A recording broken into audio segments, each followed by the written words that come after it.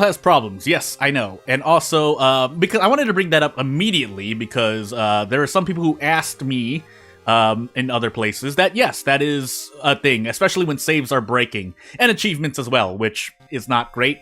So, I mean, and I can't tell people to just, oh, get it on PC, because some people just have the console. So I'm not going to be that, I guess, blind to people's worries. That being said, so we're here now. I just wanted to address that because that is important and it is a problem. I don't know whose problem it is, but it is a problem. But as you can see, yeah, characters and mysteries won't show up here if you didn't know. And if they do, well, tell me if I did anything wrong. But otherwise, we'll just get into it and we'll go pretty much. I don't know why I queued so many characters I did, but I guess I did. So we'll just jump into it. Also, I won't say what I was gonna say. So, let's actually go. I mean, I should just play World of War background, but for giggles, I've decided to also play with backstories. So, hello everyone, and just responding to whatever I see. So, Colt into, ooh, this 7. Please tell me it's not. Okay, it's Goizo.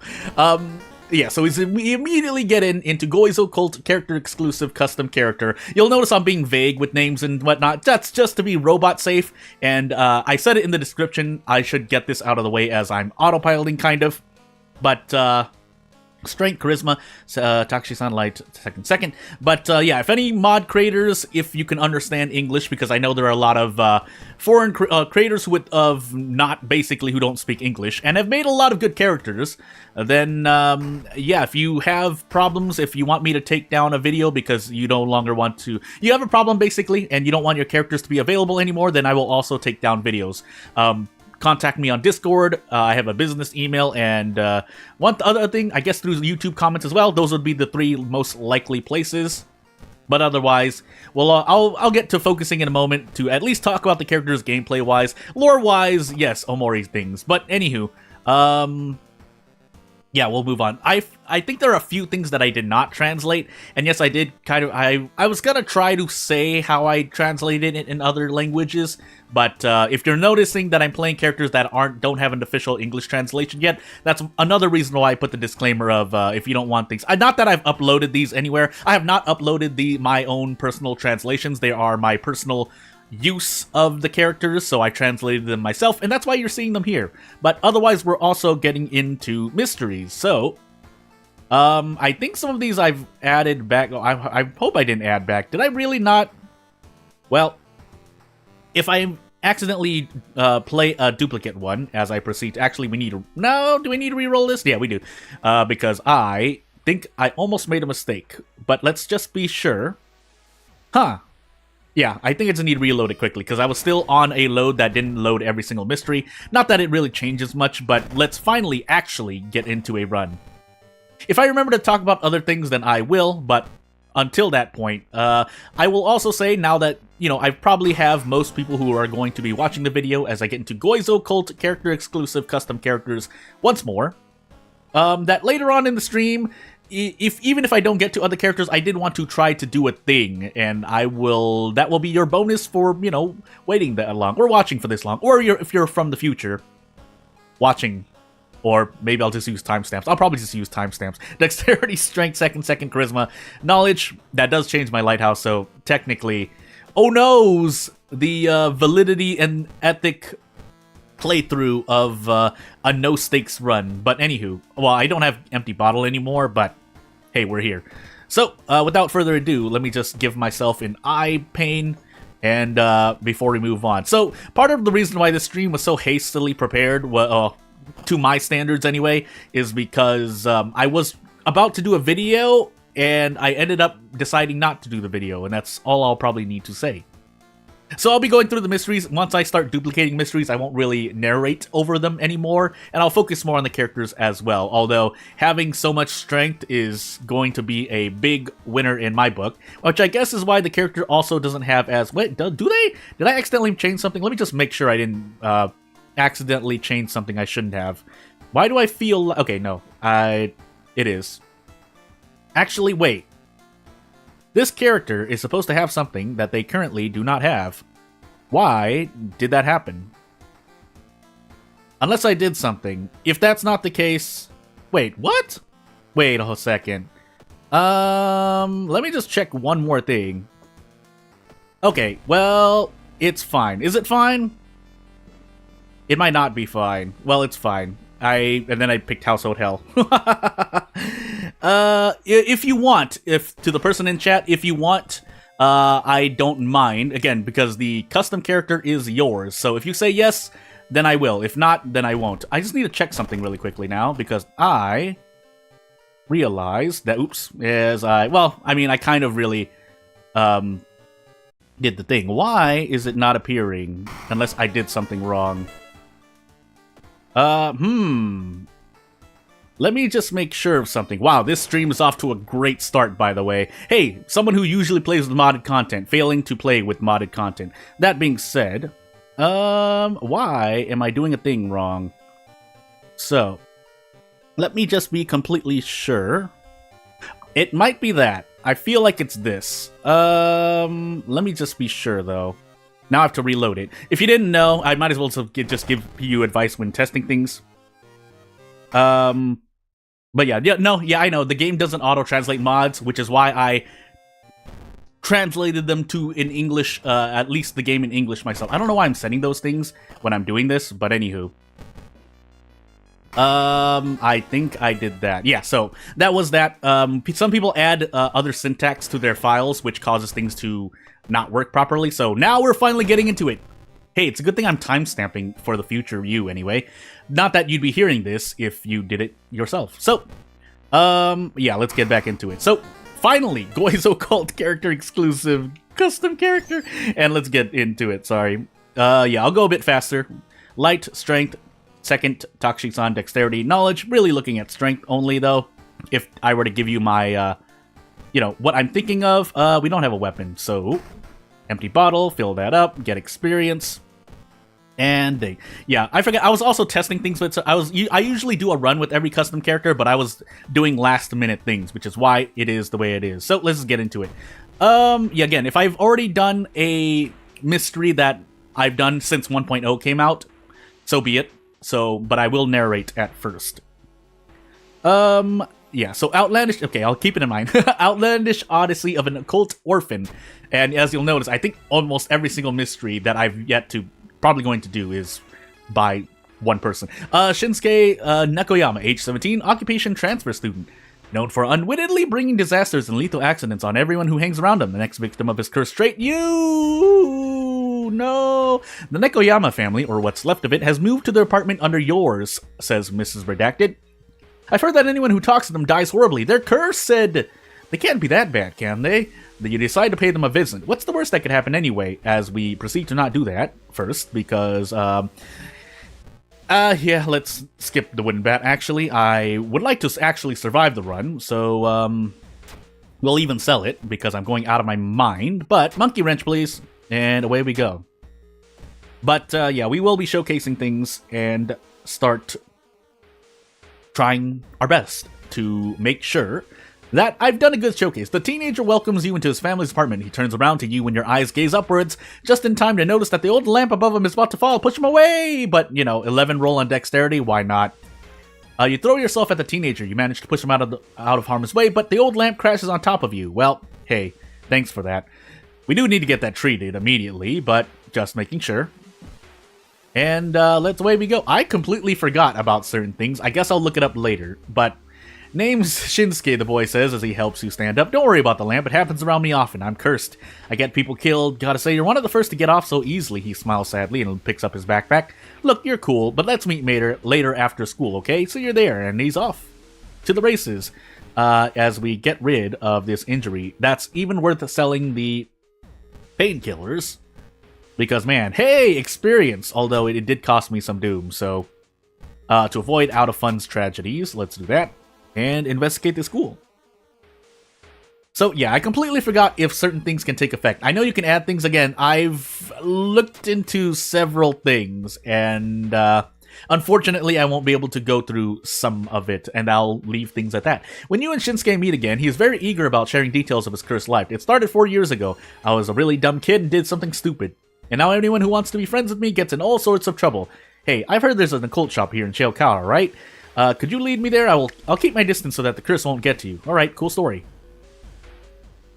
But yeah, there's a lot you can do, basically, and I don't want to say what I want to say, because... Yeah, anywho. Strength failure, nice. But anywho, Shinsuke waves to you from a distance before entering the shop, and after helping him locate some occult books, you leave for home. You don't get far before you hear a terrible crash and turn around to see that car smash through the shop's window. You help the passerbys rescue Shinsuke, and when the ambulance arrives, you go with them, faking that you're one of his relatives. So yeah, I just want to at least say, though, there's a lot you can do at Custom Mysteries. Now, if people aren't happy that it's not, you know, depth isn't in most of the base game's mysteries, which I don't think so, but that is an opinion I know is out there, then, I mean, yeah, maybe I can understand why people may not like World of Horror as much. Again, just speaking really broadly and vaguely. Not that I share the same opinion. To state outright. After waiting for some time, you're allowed to visit Shinsuke. Besides a bandage here and there, he's fine. I was able to find what I wanted. Can you, like, smuggle me out of the hospital, please? I need a visit of a nearby village. I think I know how to reverse the curse. I just can't live like this until I get old and die. Please, I beg of you. But yeah, I've yet to finally run into an encounter, although it is a cultist encounter, and normally not harmful. Unfortunately. Really? 80 speed? 80 speed? What? Anywho, regardless, it's still pretty good, and if you have less than 6 speed, then hey, but when you have 5 or 6 and above, magical things happen to the run. And by that, I mean, your character usually has an easier time, if I were to talk about balance and whatnot. Again, it is important, because if you die, you don't get to see the story unfold. Whatever story there is to enjoy, depending on your outlook. I can immerse myself somewhat, so... I don't really mind it as much. Somehow, you two managed to sneak out of the hospital and survive the bus ride without incident. I've set up some fireworks at the Harvest Temple when I was 13, Shinsuke says, sitting down at the bus stop bench. The temple went up in flames and, well, some sort of spirit cursed me. Can you ask the people for directions to the shrine? I'm not sure they would like to see me here. Alright, sure thing. And yeah, having the camera will help out, especially because, yeah, you're usually, unless you have certain things with your character, you won't be able to prep attack, which, again, the camera is great regardless, even if you end up not using the monkey wrench, and say you were using a slower item, or weapon, sorry. Playing off as a traveling historian, you manage to get the directions to the shrine from one of the younger villagers. With Shinsuke in tow, at a safe distance, you head for the shrine. It's located on a hill on the other side of the village, across the rice paddies. So let us go and see if we don't get cursed. An old man stops me first, but I'm just gonna waste his time and lose stamina, because stamina. But anywho, the road up the hill leading to the shrine is extremely steep and tires you out. When you get there, you see clear markings of fire on the old supports and terracotta walls. Shinsuke's prank must have involved quite a lot of fireworks. You help him with his task, cleaning up the shrine. Do I have any items, by the way? No. It takes a whole day to clean up the entire shrine, from the ceiling supports to the doors and floors. Just when you two are about to finish cleaning the abandoned temple, a sudden gust of warm wind throws a heap of dust onto the altar. You and Shinsuke watch in disbelief. Lines begin to form in the dust as if an invisible finger was writing a message. Sins forgiven. Harvest festival soon. Just as suddenly as the dust was thrown onto the altar, a gust of warm wind blows it away. You look at Shinsuke only to find an expression of mixed relief and joy on his face. Harvest Festival is in 4 months. I've lived with this curse for almost 4 years. 4 months will be no problem, he thinks.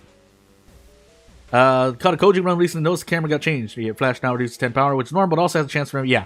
So, if you didn't already know, also, I think that was in also the update before 1.0, where the camera, if you use the camera action, it also acts as if you use the dodge action. So it's a 2-in-1, as I said in, I think, my tutorial video. So... help Shinsuke clean the altar of the old temple and head back to Chiyokawa with the boy in tow. A soft smile does not leave his lips for even a moment. You lost the cultist for now. Sometime later, Shinsuke moves yet again along with his uncle, who brought a new workshop in another town. A day after his departure, you hear a news report on the radio about a terrible bus crash with many casualties. Only one person got out of the wreck completely unharmed. A 17-year-old transfer student. Hey, it's ending A. I think it's default, right? I think that's the only ending that you put. Correct me if I'm wrong. But as this character continues searching for his friend in question, he helped another friend, as great as that might not have been. as we go into just making sure. Hey, your yearnings of a yellow U. Yeah, Koji has gotten a lot better, ever since the Koji Mizuki patch of 9 something, 9.2, I'm going crazy. Recently, a strange new affliction befell the citizens of Shiokawa. People visiting the downtown park develop rashes on their bodies, have trouble breathing, and some even begin suffering from cardiac arrhythmia. Arrhythmia? Is that the pronunciation? Anyway, the doctors who treated the patients, recognizing the symptoms, believe the poisonings are caused by toxins, which are released by yew trees. But the only yew tree in the downtown park is an old yellow specimen, growing in the remote corner of the park. How could one old tree affect so many citizens? Investigate this mystery. If it's truly a mass poisoning caused by the toxin of a yew tree, the doctors at the hospital should have all the information you need. So, let's go to the hospital, where maybe this boy came out of, or maybe found himself in Shiokawa after. Unfortunately, there's some anatomy horror that we have to sever, but you know what, -2 all? It's fine. Also, yes, I do know some of the references of the custom characters. Others, I might not, but usually, if nothing else, just assume I did research, and if I didn't, then assume I didn't do enough research. The doctors confirmed that the toxins found in bodies of the victims are all toxin alkaloids. They're baffled about the scale of the poisoning, though. Maybe some of the patients admitted to the hospital could tell you something more. Hey, maybe he'll even find someone that he thought was dead. Maybe I shouldn't have said that much, but anywho, I didn't use the police station yet, did I? Well, set the trash can on fire for experience in-game. Let me correct that. I'm just gonna say mansion, because just in case, mansion. And then we'll level up. So, yeah, camera was good. Nowadays, it is a very, very viable option if you can, because I think it also... we'll see, actually. I won't say anything if I have the game in front of me and can confirm things, so we'll see. If nothing else, for me, the 10 power at the beginning of an encounter being decreased is very good. I heard it, a voice calling from the tree, a young man tells you with a raspy voice. It was screaming that it will kill them all. You gotta believe me, that tree talked to me. I'm not mad. It's time to check the area around the park for clues. Could the old tree be hiding some strange secrets? Well, that will depend. With the green thumb of my custom character, we're gonna run in terror from the Yatsuhaka Mura and proceed onward. From people living near the park, you hear a story. Over 100 years ago, local authorities executed a criminal at the spot where the old U stands today. It was the last beheading ever performed in Shiokawa. You wonder if the city archives here have something about this. So let's go check. But yeah, you know, for anything, if anyone is curious if what I'm saying is right or wrong, I would recommend you at least test things out yourself. Usually it's easy to test, especially if you have custom characters or events and things. That way you can just give yourself items, but you know, not only the archives can confirm the story, you learn from them all that you've learned from them that all the people involved in the criminal's death suffered terrible accidents and died young, including the executioner. You're surprised to learn that the executioner's grandson still lives near the city docks. No, Seaside max threat level. Waves lazily wash though, so thankfully we still have to investigate. But hey, no, not the YouTube bots. Now give a starting bat to Miku, which you can use to brace them to attack at the same time with. When we can make custom items, maybe, if and when that day ever comes. When you arrive at the old man's house, he listens to you carefully. I've heard about the recent accidents, my child. He says with a calm tone of voice. This will take a while to explain, so come in. Let's talk. Let's talk this over some tea. As I almost trip over myself. A simple question. Is it really? The old man explains that the tree turned yellow when the criminal spirit inhabited it. I've looked for years to find a way to banish the criminal spirit and lift the curse, but now I'm too old to do it myself. He puts some papers in front of you, filled with instructions and creepy schematics. The question is, can you do it? Reluctantly agree? The old man explains to you the morbid ritual. You need to cut your palms and feet a bit, then perform a dance around the tree 3 times. This will appease the ghost and force it out of the tree. This character is starting to regret agreeing to this. But 7 experience for 2 reasons, you know. 1 less than what you might get in some encounters for the same amount. I'm not saying that's good or bad, I'm just making an observation. As you make your way towards the downtown parquet, you wonder if perhaps if the spirit can be banished in another way, or is the ritualistic dance the only solution? I don't know, Basil, you tell me. But anywho, I mean, people have already made outlandish mysteries, right? If I'm to respond to a comment. Entering the park, the old yew, you walk towards the area where the old, gnarled yew stands alone. Taking off your shoes, you wonder if there's any other way to banish the criminal spirit without having to cut yourself up for it. Well, let's do some investigation, right? You love plants. Take a step towards the tree, and another. Legs are moving on their own. Cold wind blows, rustling the tree's branches. There's a distant angry howl, and then a face embedded in the yellow bark.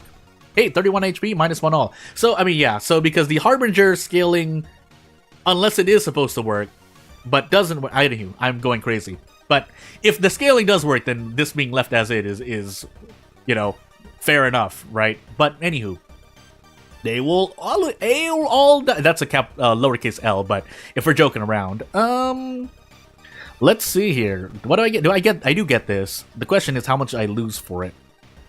Can I even? Yeah, so let me check there. Yeah, because camera flash is 80, which is sometimes, if your character only has, like, 5 or below dexterity, it might be a bit tricky doing basically a prep attack, but camera flash allows you to dodge while doing this, and this happens to be a more optimal situation for me. So...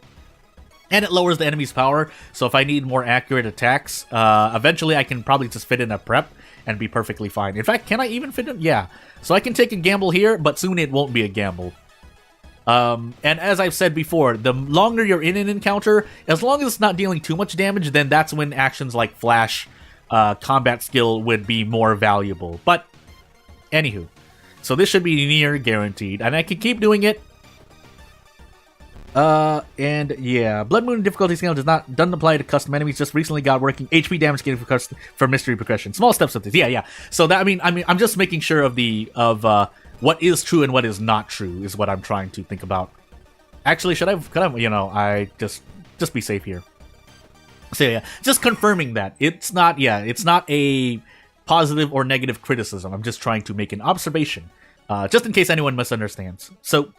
But mystery scaling is already well enough, so knowing some people who are just going crazy with their mysteries and or custom enemies and events, you know, so in my opinion, you know, I was gonna say something, that's why I just used the filler, you know. Anywho, wrathful spirit banished. As the tree starts to rot and wither in front of you, dark vapor starts to rise from the exposed timber. You watch as the dark vapor forms a swirl that climbs towards the sky and slowly dissipates into nothing.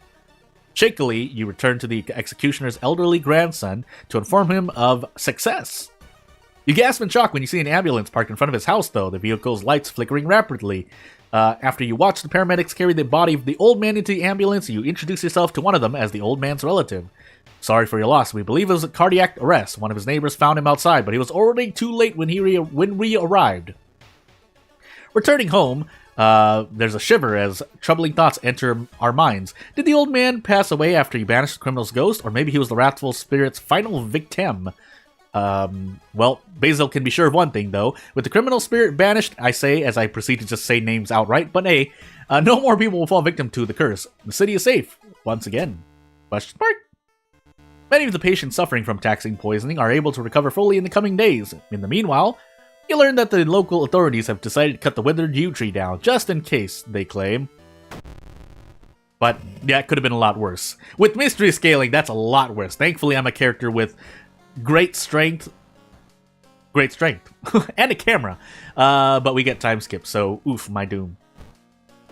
Oddly enough, I feel like, from a weird balance standpoint, my doom is a lot lower a lot of the time. But it could just be the role of backstory, old god, and custom character.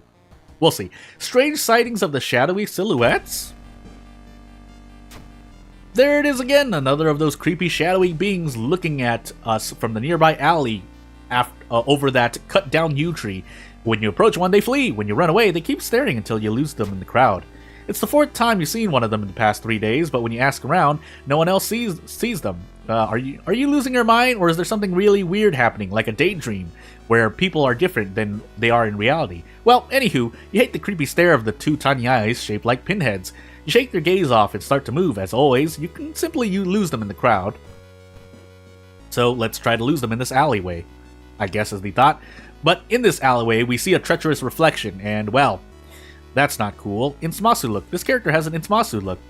there's a lot of artwork that, I mean, you think that status effects are easy, and they are easy, in my opinion, but at the same time, you gotta go through every one of them and do them. So, thankfully, we have the game as reference for with masks and whatnot. During the phone call, your cousin, or they say they're your cousin, is obviously put off by your sudden request, but is accommodating enough to let you stay for a while, or at least for tonight. A random mirror in the middle of the forest. Oh, yeah, wasn't that forest? Was that a forest investigation? Oh, goodness. But to get to her home, no, that was downtown. That's why I said alleyway. You need to catch a bus that stops by your village, and for that, you need to reach the bus station, and it is located a few intersections away. Custom events triggered by custom mysteries do not increase Doom by 1. You're shaving away 2 to 4 Doom per mystery if you play full. Yeah, so okay, that explains it. I wasn't looking at the Doom, so I wouldn't have noticed until if and when I noticed that. And that kind of makes sense, yeah, because there's some things that you can do. I'm thinking of what you can do, but anywho, you board the bus and sit down in the seat near the door. You breathe a sigh of relief, not finding any of them amongst your fellow passengers. In about half an hour, you should be at your cousin's place. I guess that's why, yeah, if I did see Doom increase in custom mysteries and mistakenly thought, oh, that was a bit much, then I guess that makes sense. But if and when that's added, I guess that would be a thing to do for every single mystery, right? Which, there are a lot of mysteries, so having to retroactively not add that in, I guess, would be a thing. At the same time, you could also circumvent that by doing things, if for me anyway, if I'm thinking of ways to do that. Anyway, they were there. You arrive safely in the village, but when the bus drives away, you notice something. Hey, what's that? You freeze when you realize one of them is staring at you from the back of the bus. Were they, capital letters, inside with you the whole time? -1 reason.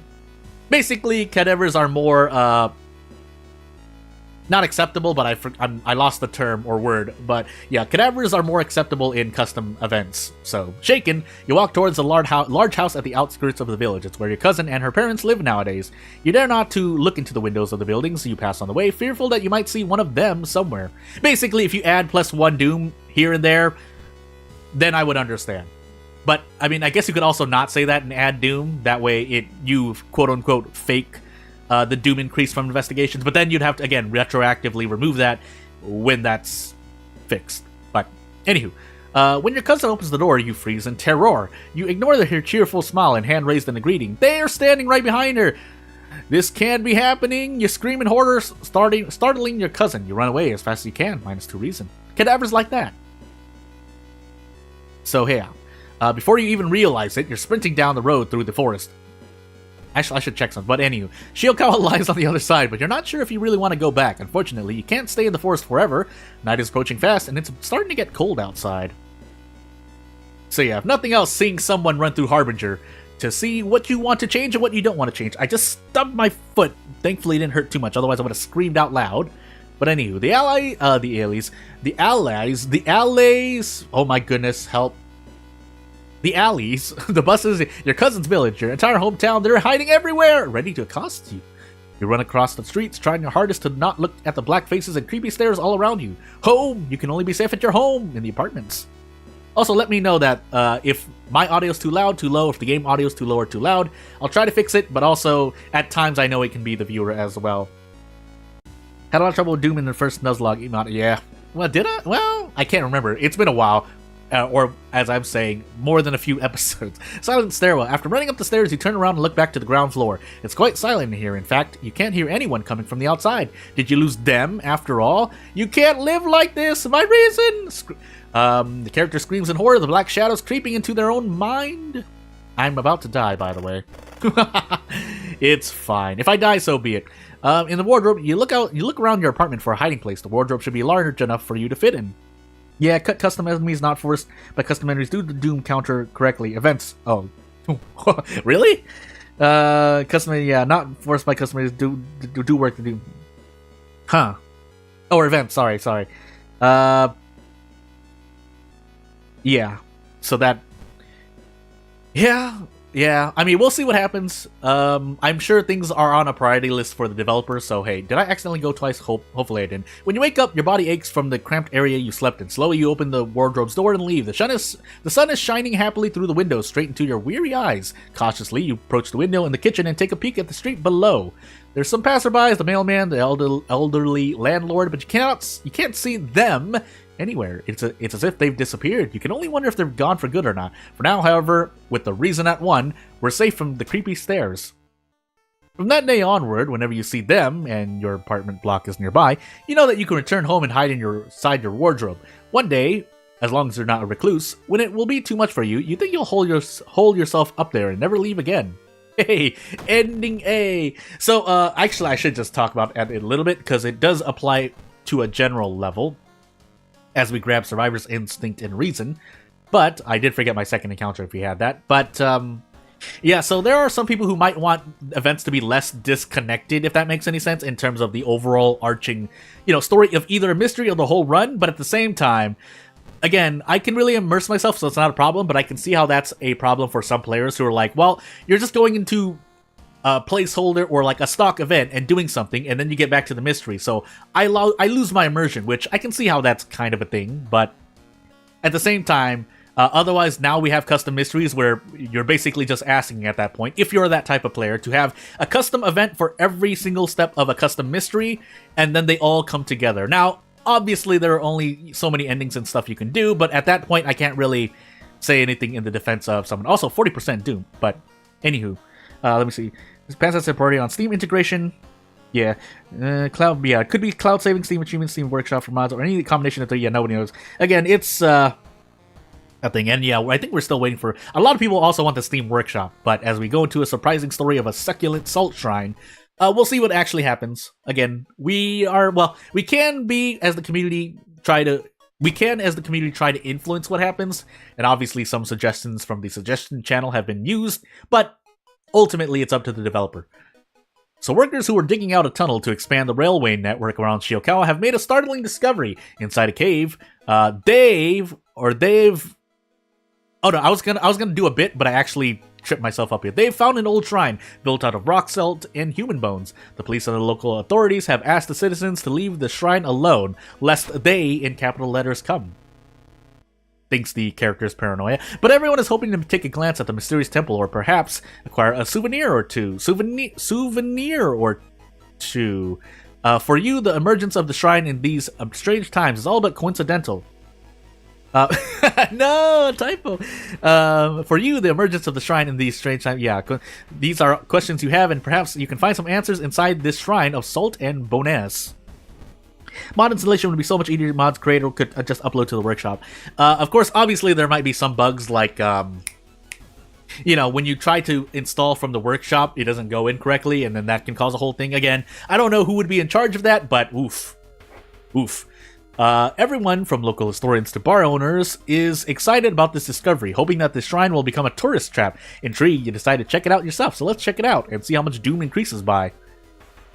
42%. So, yeah, but that's because this is a non-custom event. I really just oopsed myself in terms of understanding a previous comment. But anywho, either something terrible has happened, or the authorities really mean it. The area where the shrine was found has been put under lock and key, and policemen are turning the locals away. You wonder if there's another way in, with low reason, kind of bleeding from the face, but we need to rest. Do we have the thing, by the way? No fetid fumes, so we should be okay. We're definitely okay to... Listen, fourth mystery... Oh, we're on Goizo, but still. Fourth mystery... Pain, it's fine. So let's go to the seaside and increase Doom some more. So yeah, no typo. I do the same thing. I'm just and if it sounds like I am being negative at times. So also I'm going to test out something, but entry denied. You find a side entrance to the construction site. It's obviously not seen much use, and the chain keeping the gate closed is quite rusty. So break the chain with our strength. With the combined strength of a sharp rock and the muscles of this character, you break one of the chain's links. You make it look like the chain's still secure. When you're ready to investigate the shrine, you'll have an easy way in. Working right now, but can't watch it. Hoping, yeah, having a great time. So I hope you catch that at least before we move on.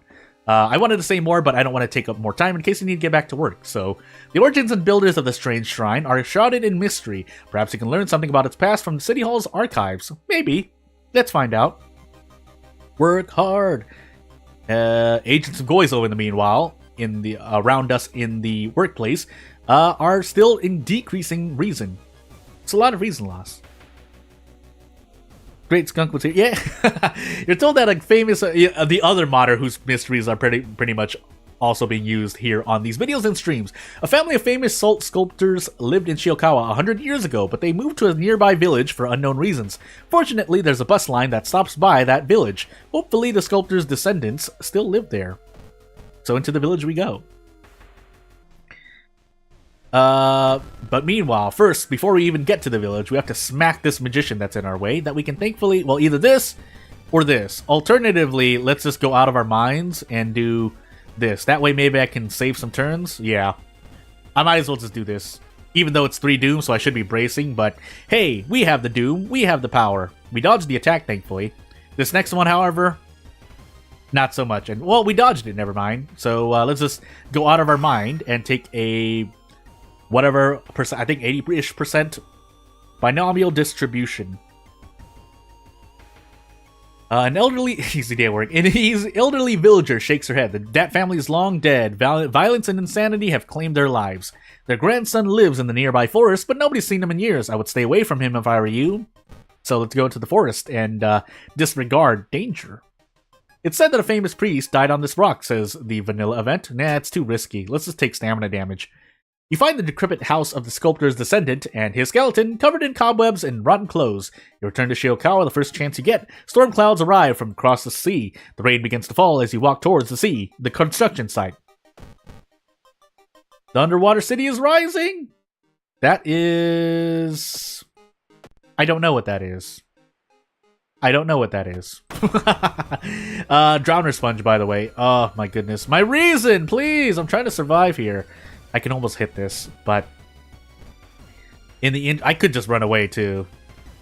Yeah, let's just run away.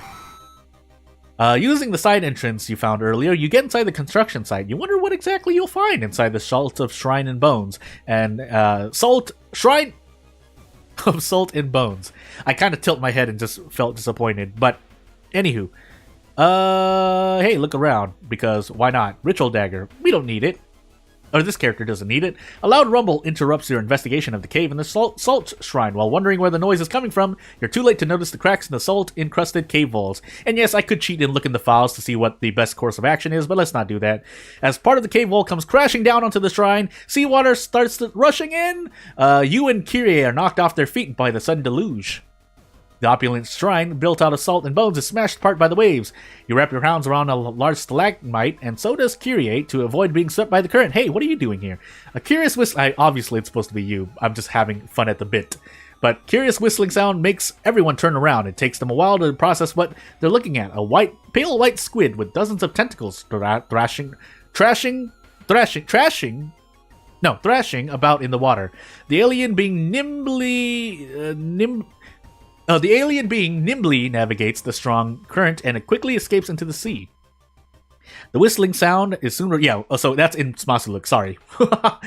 I looked at it and I was like, oh, I got in Smasuluk, and then I didn't think about it. The whistling sound is soon replaced by a rumble of rushing seawater as you slowly pull yourself up towards the exit from the cave, escaping the sudden flood. It's because it didn't used to do anything for the longest time. I tripped myself up trying to remember the details. Drenched but alive, you make your way home, heavy rain washing the salt from your skin and clothes, and Kyrie's as well. The next day, local media reports the destruction of the shrine and indefinite postponement of the railway expansion. A railway, you say. You, on the other hand, are troubled by some dark thoughts. Did you release an ancient sleeping monster into the sea? Or was the shrine destined to be destroyed and, we're just being spectators? Well, we're already doomed. That's Harbinger. It's a Harbinger life. For no one. Yeah, we have stamina, but we're just gonna do this anyway. Because why not, right? Yeah, small chance for -1 stamina, -1 doom whenever you investigate the seaside. Added in 99A. And then 2 mysteries about... Just maybe 2 mysteries about content plots. A bitter breviary... Am I saying that right? Of a beautiful bloom. You glance at the salary passing by you as he adjusts his face mask. That's yet another person suffering from the seasonal allergies that you've seen today. And them as well. It wouldn't bother you if not for the fact that people with allergies have started abruptly and randomly disappearing from the city. Oh, I was going to do a thing. It was a good thing I decided not to do it. Each day, you find a new missing persons poster or hear a radio report about this guy or some girl disappearing, and the only thing that connects the missing persons is their allergy to the pollen. Who or what is behind these strange disappearances? Returning home from the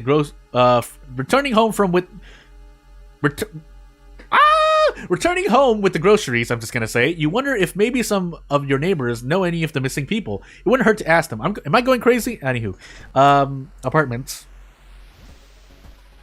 Next move, 7th strength. Hey, experience. You have a lead. A member of the local high school track and field team has recently disappeared, and it's not Aiko. She was suffering from allergies and disappeared during a jog at the outskirts of the city. Maybe her friends know something else about her disappearance?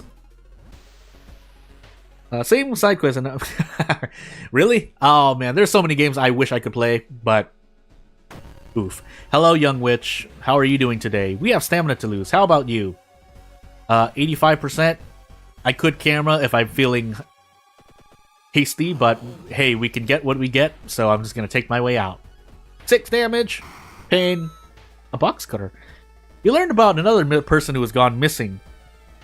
A student teacher who moved recently to Shiokawa disappeared after taking the night bus outside the city. He lived in a small house by the sea with his aunt, a retired naturalist, and she apparently disappeared as well the very next day. Seaside, please! There's a lot of seaside here! Pollen cloud. Walking down the seaside, you realize that a large cloud of pollen is moving towards you. Wow. Roll a 12 on perception. Wide-eyed, you gawk at the cloud for several minutes until you realize that people around you are looking at you funny. Oops. Hey, what's so mysterious about an innocent-looking boy staring at plants? You return to your apartment only to learn that one of your neighbors has gone missing. You should ask some questions around before you go looking for him around the town. Maybe. It also, yeah, we'll see. I'm trying my best. Your reflection twists and Goizo gets closer. With flashbacks. My dexterity! Mr. Redacted, the missing neighbor, was also suffering from allergies as of late, and I apologize to anyone if they are eating, because it is... oof. Anywho, he was an avid mushroom picker and had a hobby of collecting postal stamps, his family says. Another neighbor mentions that lately they've heard Mr. Redacted murmur something about the main bus station. So hey, what's downtown next to this building, next to this bus station, huh? Shambla! You stop just outside the bus station. Something's off about this woman that you see. You can see that she isn't drunk, but her movements are very strange and irrational. She's staring off into the distance with a weird smile on her face and is stumbling over her own feet. Wow, just observe her some more. You observe the woman as dexterity fails. No, I mean, flashbacks didn't matter, why not? And even follow her for a while. Oh, that's right, you can discard these. But if you get double flashbacks with 4 dexterity or less, you have no choice. But suddenly a jogger crashes into you and you two tumble down. Oh noes! Your bruised eye. Asking around the bus station, you learn that Mr. Redacted was seen boarding the bus line that goes through the nearby forest. Then it dawns on you, everyone who you've investigated so far has connections with nature in the local forest. Oh noes! But let's go into the sticket. Wow, sunflowers. The suspicious group we've been following goes into a nearby forest. This seems like a regular event, and it is, I think. Question mark? I'm going crazy. I should have actually looked. There, you can usually tell, but sometimes it can be hidden. And I'm just going to be vague and leave things at that. You roam the forest for a while. The dreadful silence of it unnerves you. There are no birds singing, no insects buzzing. I'm going crazy. The air is full of pollen, and what's worse, I think I'm wrong. Correct me if I'm wrong, though. You've started picking up a faint scent of blood? So let's go in. No, the Colts! No, my mind! I need that experience. My reason. You enter a very large glade filled with pretty flowers. A few steps later, you freeze, realizing what lies between the flower patches. Dozens of human bodies emerge and litter the flower glade, and not that one. I shouldn't make... well, anyway. The sight of pretty flowers growing amongst the corpses is rather out of place. The sweet scent of flower nectar mixing with the sweet scent of, oof. Then you hear it, buzzing coming from the inside of the corpses. You see their abdomens inflate, bulge, and explicit descriptions that probably shouldn't be explained in case you are doing something that nausea would not be great for. Large dragonflies slowly crawl out. Their wings and thoraxes covered in blood. One by one, they take into the air, buzzing aloud, swirling like a cloud in the air. That's when you realize that there are several of them behind you. You've been surrounded by giant dragonflies, a multitude of eyes, all staring with curiosity. Just when you think it's over, though, that the dragonflies will soon make you their first dinner, or even worse, their next host, they fly up and towards the sunset. A minute or so later, in that beautiful question mark sight, the buzzing is too far for you to hear it. You're alone, surrounded by pretty flowers and broken bodies. Sounds cute, not the pollen must have carried the dragonfly eggs to receptive human hosts, you tell yourself. This is a ridiculous idea, and yet can't come up with something more plausible. Even after the disappearances abruptly stop, you can't shake off the feeling that this is not the last time you've seen those dragonflies around. Ending A. Yeah, modding World Horror gives 25 resistance to Nazi descriptions. Yeah, that's a... Yeah, me too, but I mean, at the same time, if we're to counter-argue, or not, or support one side of the argument, you're playing World of Horror. I mean, things are going to happen. Eyeballs notwithstanding. So, let's level up. And self-therapy, no spells, rip. But that's fine. Is it fine? We'll see. So, that's near the end of the run. At this point, I should just remove the, well, quote-unquote, remove the mysteries that I've done, just so I don't roll anything else. And if nothing else, we have a lot of custom characters to go through. But hey, human meat spaghetti for... Oh my goodness. Why, is it coincidence? All this talk about spaghetti, and I just happen to, well, one, make a lot of spaghetti, and two, like spaghetti too. I mean, doesn't really matter. So as we sit here and think about this, let me at least do some mystery management. And I completely forgot which ones I kind of did, but hey, it's fine. Is it fine? I can try to just do a thing anyway. So Salt Sea, Silhouettes, a thing. Again, I'm removing mysteries I've done, but let's just be sure. So, I mean, I'll be able to find out in a hot moment as well. So I'll remove the ones I know I did for sure. If you repeat one, I mean, it's not so bad. So, goes into my repository folder on my thing. And when the game next loads, they should be removed. Is how I usually see things. But we can just brute force this lighthouse anyway. Listen, 66% doom. Nothing bad's gonna happen. Unless I somehow die. But nothing bad should happen. So, spaghetti mystery. Was spaghetti invented, well, not in... What a terrible way to phrase that. How available was spaghetti in Japan of 1984? You know. So Silhouettes, Salt Shrine. I think that's this, right? Let me just, I'm trying to do a thing and make sure that I have mystery. So let me see what this is.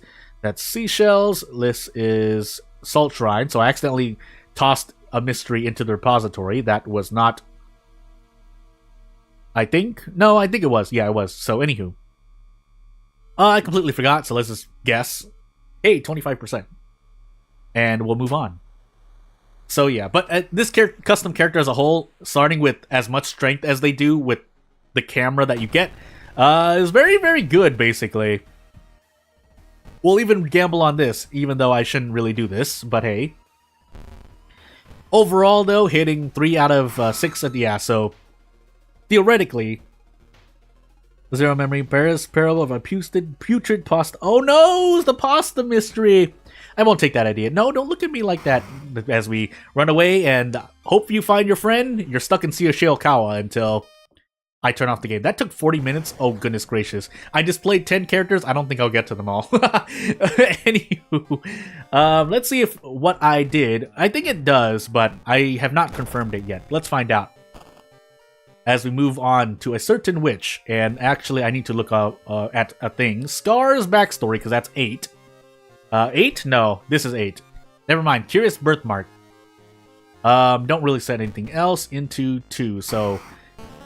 Let's get into Herald, Curious Birthmark, character exclusive, custom character again. But although when I stop narrating mysteries, hey, a thing will happen. So, yeah, we get a Kendall helmet and an old coin here. And profit. Strength, which we started. This character starts with 9 strength, by the way. I forgot that, even though I was testing out this character exclusively. I was going to make this character, but someone else did it first, and they did it likely a lot better than I would have. So, I mean, they did it. I know I would have done a worse job. Let's go the other way with that, because that is actually more accurate. Second, Takushi-san, dexterity and maybe knowledge, but this character doesn't have knowledge, and I think hopefully brain damage doesn't come too often. So. Empty bottle. Bloop, bloop. Ah, my eyes! Literally. Really? Really? Am I not gonna get it? I think I got it. If I didn't, so be it.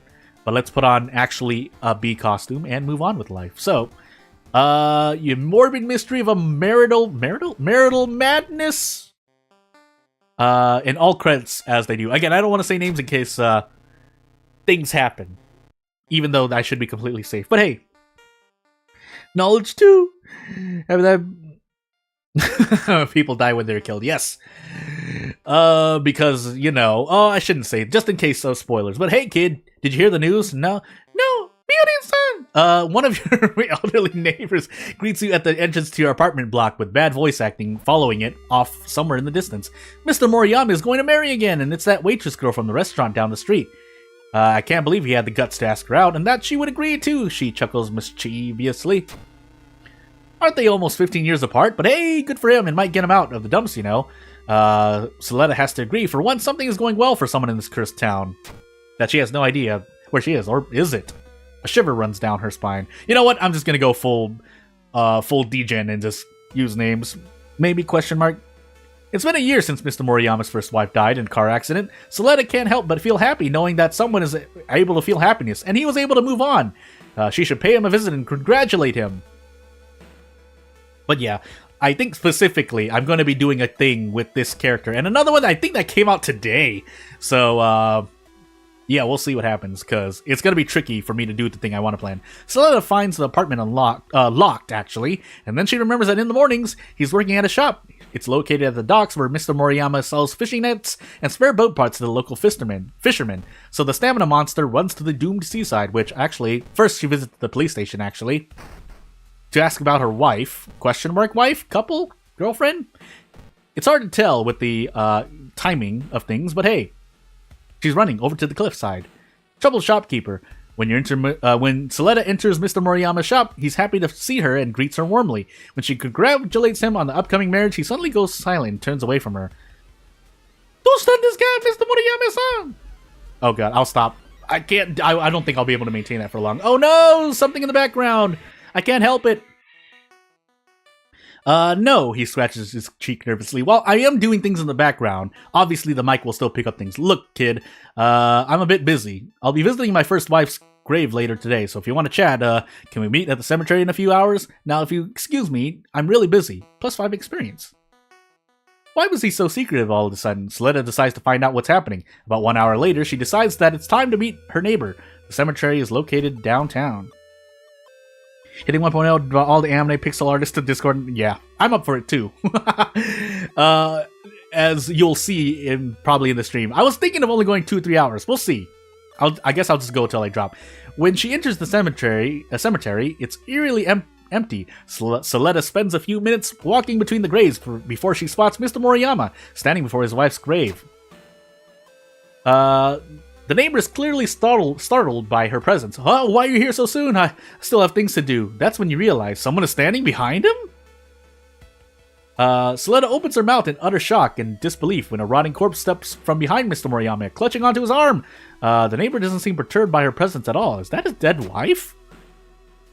When she asks Mr. Moriyama if that's Fuyoko, his dead wife, he fumbles over his words, trying to come up with an explanation. The ghastly woman exhales in your direction, and suddenly the air around her, Soletta, becomes numbingly chilly. Shaking from the extreme cold, she flees from the cemetery, hurt, but still alive. Definitely alive. World of weed. Rubbing her arms to warm herself up, she hastily returns home. Was that ghastly woman truly Fuyoko Moriyama? But how's that possible? Soletta realized that despite her living in the same apartment block, while stuck here in this world for the amount of time that she was, as her for maybe not years, but yeah, you know, she knows very little about her. Maybe some other neighbors know her better, the local populace, like Koji. Koji? Anywho. Oh hey, I never grabbed the weapon. Whoops. Mistakes were made. I could just run. Yeah, let's just run. Maybe we grab a wooden bat and everything's fine. Let's find out. Nope. Well, we need a weapon, so first, Soletta goes shopping because that chilly sensation around her arms she doesn't want to feel again. So she'll feel a lot better with a weapon in her hand, like a monkey wrench. So, one of Soletta's current neighbors, mentions talking with Mr. Moriyama about his dead wife over a couple of drinks a few weeks ago. He said that she lived in the same village as he before they moved to Shiokawa together. The neighbor then points her to Mr. Moriyama's hometown. Fortunately, it's not very far from Shiokawa. And Suletta visits the inn first. Mystery! Ho ho! Suletta arrives at the village where Mr. Moriyama grew up. There's about 2,000. There are about two. Again, I'm a stickler for grammar as a self-proclaimed writer, so I'm trying to figure out which is which. But about 24 households. Suletta can be sure that everyone knows everyone around there and their past. She should know from Mercury. As her luck succeeds, she spends a while asking questions. Nah, Kunio's wife can't be from here, kid. One of the older villagers pats her on the head. Back in the day, he made trips to Mount Fuji, and that one time he came back with this pale girl in tow saying that he's going to marry her. So she ain't from here, that I know for sure. Experience gained. Riding the bus back to Shiokawa, Suletta grimaces. Why would Mr. Moriyama lie about where he met his wife? Is there something else he's hiding? She won't know until she asks him, so back to the apartment she goes.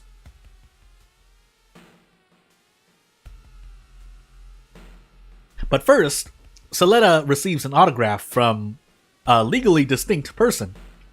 Anywho, then she finds the door to Mr. Moriyama's apartment locked. He's not home. She decides to go to the city cemetery. She has a strange feeling that the neighbor is visiting his dead wife again. So downtown we go. If the game becomes World of Weaves, all of Kobayashi's Dragon Maid characters in the game, yeah! Suletta beelines towards Fuyuko's grave, and sure enough, she finds Mr. Moriyama huddled behind her grave. He's mumbling something to himself, clearly afraid of something. Wait, why is it getting colder? Suletta trembles when a gust of cold wind suddenly hits her from behind. She turns around and sees Fuyuko slowly approaching. She raises her monkey wrench and tries to fight the ghost, and decides to just sever ties a whole bunch. Oh my goodness, 3 stamina, 27 HP, no knowledge Suletta, you won't be able to really sever this ghost. Can we run though? No, we cannot. So, I guess what we are doing, can we brace into a sever at least? No. No! We have a Thotu Flame, thankfully. Wait, is it because we're on Thotu? No, we're on Herald. Question mark Herald? Yeah, we are on Herald. So, it looks like we're actually, again, so this is something I ran into in an off recording, but we can talk about it here now. So, a Thotu of Flame, funny enough, actually sees more use with the more ghost encounters we see, and also depending on your circumstances, which, Suletta has to learn how to cast magic now, so she will. As a so-called witch, but not in the way that she thinks. So as the scars appear over her body and her mind goes crazy, she at least banishes the ghost, that is Fuyuko Moriyama, till death, literally, do they part. Cemetery blues and the clues. She watches the ghost of Mrs. Moriyama crumble into a heap of, snow? Thank you, child, Mr. Moriyama says with a heavy voice emerging from behind the gravestone. She was a Yuki-onna, a snow woman. Back in the day, Mr. Moriyama was an avid mountaineer, and he met her during one of his trips to Mount Fuji. We clicked instantly, or so I thought back then, and a few weeks later she agreed to become my waifu. After a few months, I realized her true identity. I was terrified. I thought she would steal my life force and kill me, but she cared about me and my well-being. I think she was truly in love with me, and I was happy, even if being near her gave me shivers. Figuratively and literally, haha! He looks down at the ground, but the snow has already melted. Nothing remains of Fuyuko Moriyama's body. Hey, snow child of the winter, forest the mountain. Anywho, just having some fun with Japanese. When the car struck her and she died, I didn't know what to feel. Can Yuki Onnas die from car accidents? Well, Truck-chan would say something else. Relief at being freed from her chilling presence. Sad that my beloved was gone, even if she was an evil spirit. He shakes his head. When I met my current fiancée and she agreed to marry me, I visited Fuyuko's grave to tell her the news, and suddenly, she appeared before me once more. I think she didn't even want me to have another woman, even after her death. Well, Suletta and I are probably misunderstanding the whole story, so if I did, that's a possibility. No, we fooled me like, yeah. Well, we already, because there was an age thing that happened with World of Horror, but anywho, not like a scandal or anything, but yeah, there was a change, I think, and I think there's even a mod to revert those, last I remember. There's a long pause though, with someone talking in the background, like me, before Mr. Moriyama speaks again. Well, it's over, I guess. Fuyuko has been put to rest, and I can finally marry the girl I love. Thanks again, kid. Suletta's neighbor looks at his dead wife's grave for the last time, pats her on the shoulder, and before walking away. A few days later, Suletta is invited to his wedding. It's a small but joyous ceremony. Perhaps with it, her neighbor can begin his life anew. There's something wrong with the tap water, though, so that's going to be painful. And now the roads are closed because Yuki-onna closed the roads! But let's move on. Yeah, so we lost the bath. We get a bottle of water for our trouble, or we can still have the bottle of water to heal 1 stamina. It just won't be healing anymore as we go into a startling secret of the spiral seashells. Oh my goodness, why can't I speak correctly? Anywho, yeah, so a lot of artists have been, or a lot of people willing to do art for World of Horror at the bare minimum, have contributed a lot to the community and the mod scene. And according to eyewitness testimony, the crazed assailant was holding a spiral seashell in the other hand. This gruesome stabbing attack is yet another violent act that took place recently in Shiokawa. Even though they wouldn't be talking like that in Japan radios, but I'll do my best. Local marine biologists believe that some sort of chemical compound released by the decaying plankton might be responsible. I'm literally covering my mouth with my hand to try and, because I have not set anything up digitally. You turn off, Suletta turns off the radio and begins to think about this story. Could there really be a connection between seashells and the recent acts of violence amongst Shiokawans? Well, first, Suletta munches on her tomato and decides that she ought to have a look at these seashells herself. If the story is true, the seashells should be aplenty at the local beach. Nothing stops Suletta from picking up a few for a closer look. So she takes a stroll near a cliff again. Suletta, you really like that cliff, don't you? Anyway, she has some urges. She easily finds a large seashell, almost pale white in color. It's such a lovely spiral. Ellipses. But Suletta doesn't have charisma, we know that, so vivid images of her stabbing oof with a broken bottle flood her mind. In the corner of her eye, she spots a woman with a child walking by, and nearby, a bottle half buried in the sand. She looks at her hand. I'm so messed up. I just mixed in a reference and I didn't even mean to do that. Well, anywho, Suletta drops the shell into the trash can and runs, the images inside her head slowly disappearing. She calls for her mother and anyone else as she returns home just in time to see some policemen establishing a crime scene in front of her apartment block. Did something happen? Well, anywho, modding Renaissance, no more 1 mod per week sluggishness. Yeah, especially with the game's release. Well, as I say to myself to do more. Anyway, with 8 dexterity, Suletta gets close to the door and is still paranoid of seashells, so -2 reason. Stabbed her boyfriend 7 times because the seashell told her so. She was such a calm, quiet girl, though. Whoops, that's the wrong voice. That was supposed to be a eyewitness account. This is getting out of hand. Surely someone other than the police is investigating these violent acts. Suletta ought to ask some people around. Hey, I'm trying to look at a thing. First, though, these stone statues. But anywho, moving onward.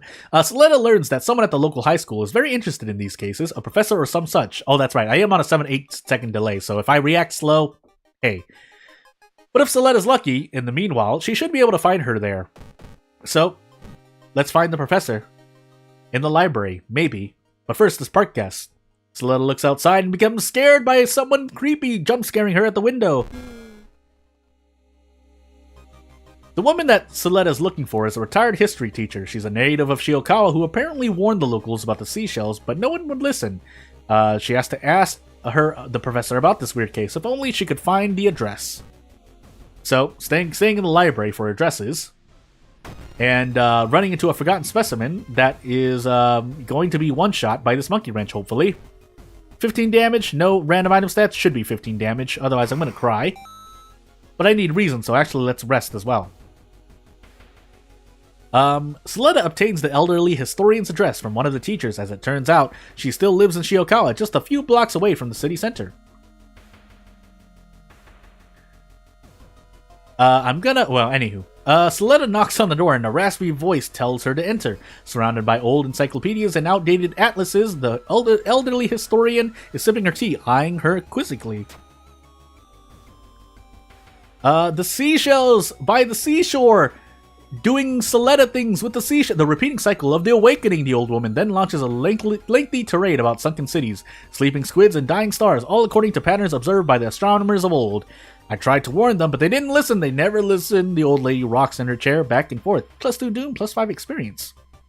A repeating cycle, the awakening, quote unquote, Soletta rushes toward the seaside, thinking that this must not be allowed to happen. The seashells must be destroyed before the cycle ends. Question mark ends? Well, I'm not going to answer that, but someone else can try to answer that, but let's not go too crazy. Let's get thrown out for stamina. Cool. Let's level up. Predestined, leadership. Wait, did I accidentally... Hold on, out of curiosity, let me just make sure of a thing. Because I think I split these up, so they should still be... Okay, yeah, they should still be the thing, so everything's fine, I think. Anywho, predestined, because... Predestined. If we have a forest investigation, so be it. Let's increase reason instead, because I'm scared of 5. The beach is devoid of people, but near the water's edge, Soletta notices some shiny white lumps buried in the wet sand. I see shells! Soletta also gasps in horror when she approaches them. They have eyes on them, human eyes, and they're all staring at her and blinking, perhaps wondering what she's going to do. Even now, she can see their alien stares drilling into her mind, placing suggestions of violence and gore in it. Unable to tolerate it anymore, she lifts her foot and crushes the nearby seashell under her boot. Then another, and then another, and then another. She crushes the ice shells one by one. That was a thing in the Discord, though. People going crazy, and that's all I'll say about that, and I won't even try to make a connection. Squishy sounds echo in her ears with each seashell she crushes, the wet squish of crushed oofs. With the seashells destroyed, the violence diminishes and relative peace returns to Shiokawa. Soletta thinks it has to be the end of the story, and then she hears a news report about the spiral seashells washing up on the shores of a nearby town. My alliteration, and gosh, the tongue twisters. But the dog disappears from the dog shot that we don't have, and we now have fetid fumes, so what stamina reason we have is what we hopefully get. Yosh! Soletta arm pumps to herself. But as we go to the malicious machinations of a masked murderer, let's find out if I can take a sip of water. Oh no! But anywho, real questions here and there. Soletta hands the elderly Mrs. Redacted's package. She hands the elderly Mrs. Redacted the package and, after a cup of tea, bids her farewell. Soletta's about to head to the bus stop and get back to Shiokawa when a sudden yell stops her in her tracks. Guys! There's a young man runs towards the others around his age. They found Kenta. He's dead. The whole group quickly runs to the center of the village. Did someone just get murdered in broad daylight in-game? From the snippets of conversations between the villagers, Soletta learns that a person wearing a horned mask was seen fleeing from the crime scene, and that the name of the victim is Kenta Kurokawa. His family lives in a mansion across the nearby forest. Villagers say it's a half an hour trek, but this stamina monster can take it. 0.1 stamina for a sip of water. I wish. But yeah, let's do this. Lady Akari and her daughter Natsuko welcome Soletta warmly, but they don't seem very disturbed by Kenta's death. You delivered the package to Mrs. Redacted? How nice of you. She's my old friend. Lady Akari grins, her smite white and red and pink, and maybe even brown. I don't think you can help us in any way, but feel free to stay for the night, please. We have a guest Redum, no Gundams though. So the mansion, in a house, and Soletta Mercury. Past midnight, she wakes up sweating. The door to Soletta's bedroom is open, but she can't hear anyone out there. Close the door. She gets up to close the door. She's unable to fall asleep again, restlessly tossing and turning for the rest of the night. The next morning, Soletta is treated to a simple breakfast. Natsuko and Lady Akari don't mind her questions, but aren't very forthcoming with answers to them. At least they don't mind her roaming about the place, and Natsuko even offers to take her on a tour around the mansion. So she takes a tour around the mansion. And this is my late father's study, Natsuko says, finishing the tour toward the mansion. If you want, feel free to peruse the books here, just don't mind the dust. Mother hasn't cleaned this place since the funeral. The very first thing Soletta notices is a large collection of books, all covered in a thick layer of old dust. Unfortunately, Soletta doesn't have the knowledge for this, so she spends a few hours in the old, dusty study before she finally finds something of interest. A book about Demon Mask, which prescribes banishing the evil spirits by snapping the mask vertically in two. She wonders if this has to do with the sad son of a god of sad war, but wonders if this stuff is for real. Well, it's time to get to the bottom of this, Soletta thinks. She excuses herself from the offer to partake in the lunch and heads to the village, through the forest, and down the hill once more. A sudden storm forces her to hide for a moment, but she doesn't have the knowledge for anything. Villagers gossip between themselves about the most recent murder, but when an outsider like Soletta starts asking questions, they suddenly go silent. This might take a while. Quick the route, please. Nope. 10 roll on strength. Finally, an elderly farmer spills some beans. That family had it all until the death of old Kosuke a few months ago. First, a fire destroyed their prized collection of no masks. Then young Kenta's fiance got killed, and now Soletta decides to head back to Kurokawa's family mansion to ask Lady Akari a few more questions. So hey, I haven't been counting the investigations, by the way, but hey, I have 7 strength, I have the power, and by I mean Soletta. Unfortunately, we might lose -2 all, but if we're gonna lose -2 all, we might as well just lose -1 all, and then proceed to desperate action. Until we get hallucinations due to the effect of curious birthmark, right? I forgot what timeline, or I forgot what backstory we actually were on. Soletta finds the gate to the Kurokawa mansion open. She shudders, realizing how quiet it is in here. Too quiet, like the kidnap. Returning to the mansion, Soletta can't help but notice how eerily silent it is. Making her way to the largest room, she finds it shrouded in darkness. Wait, is that... It's Natsuko! Someone stabbed her a lot. Wait, are these footsteps that she's hearing? Red is good! Blood is good! I need more! Soletta barely dodges the swing of a kitchen knife wielded by a relatively small person wearing a demon's mask. I want more Akka! Give it! Oh baby, red is good. Is it? Soletta looks at her hand, then at the monkey wrench, and then decides. Well, a lot of things need to be thrown. Vampire enemy, by the way. Since we don't have a bath. Oof. Well, I'd also have fun if I survive, so that's why counting investigations would be nice. But anywho. Red. I'd only do 16, unless I want to cast Itotu Flame because I'm going out of my mind, but I don't like taking a gamble 50-50 gamble either. So what we're actually going to do is option select, so if I don't defeat it, I'm going to eat this lump of flesh so I don't die. Although I feel like, well, I haven't died yet, but I feel like sudden death isn't working, question mark? I guess we're going to find out later. That's not the end of the mystery. When Soletta approaches the masked assailant's body, they suddenly spring back to life, letting out a terrible shriek as I hit a wire. They run deeper into the mansion. Soletta can't let them escape. Go! But first, grab this mask. Oh, look, it's a demon mask of Soletta's own. Haha. It looks as if the murderer disappeared, but then she notices that the doors leading to Lord Kosuke's memorial chamber are slightly open. The murderer's body lies on the floor, face up. Back down. Soletta approaches it and takes the mask off to see their face. It's Akari! Hello.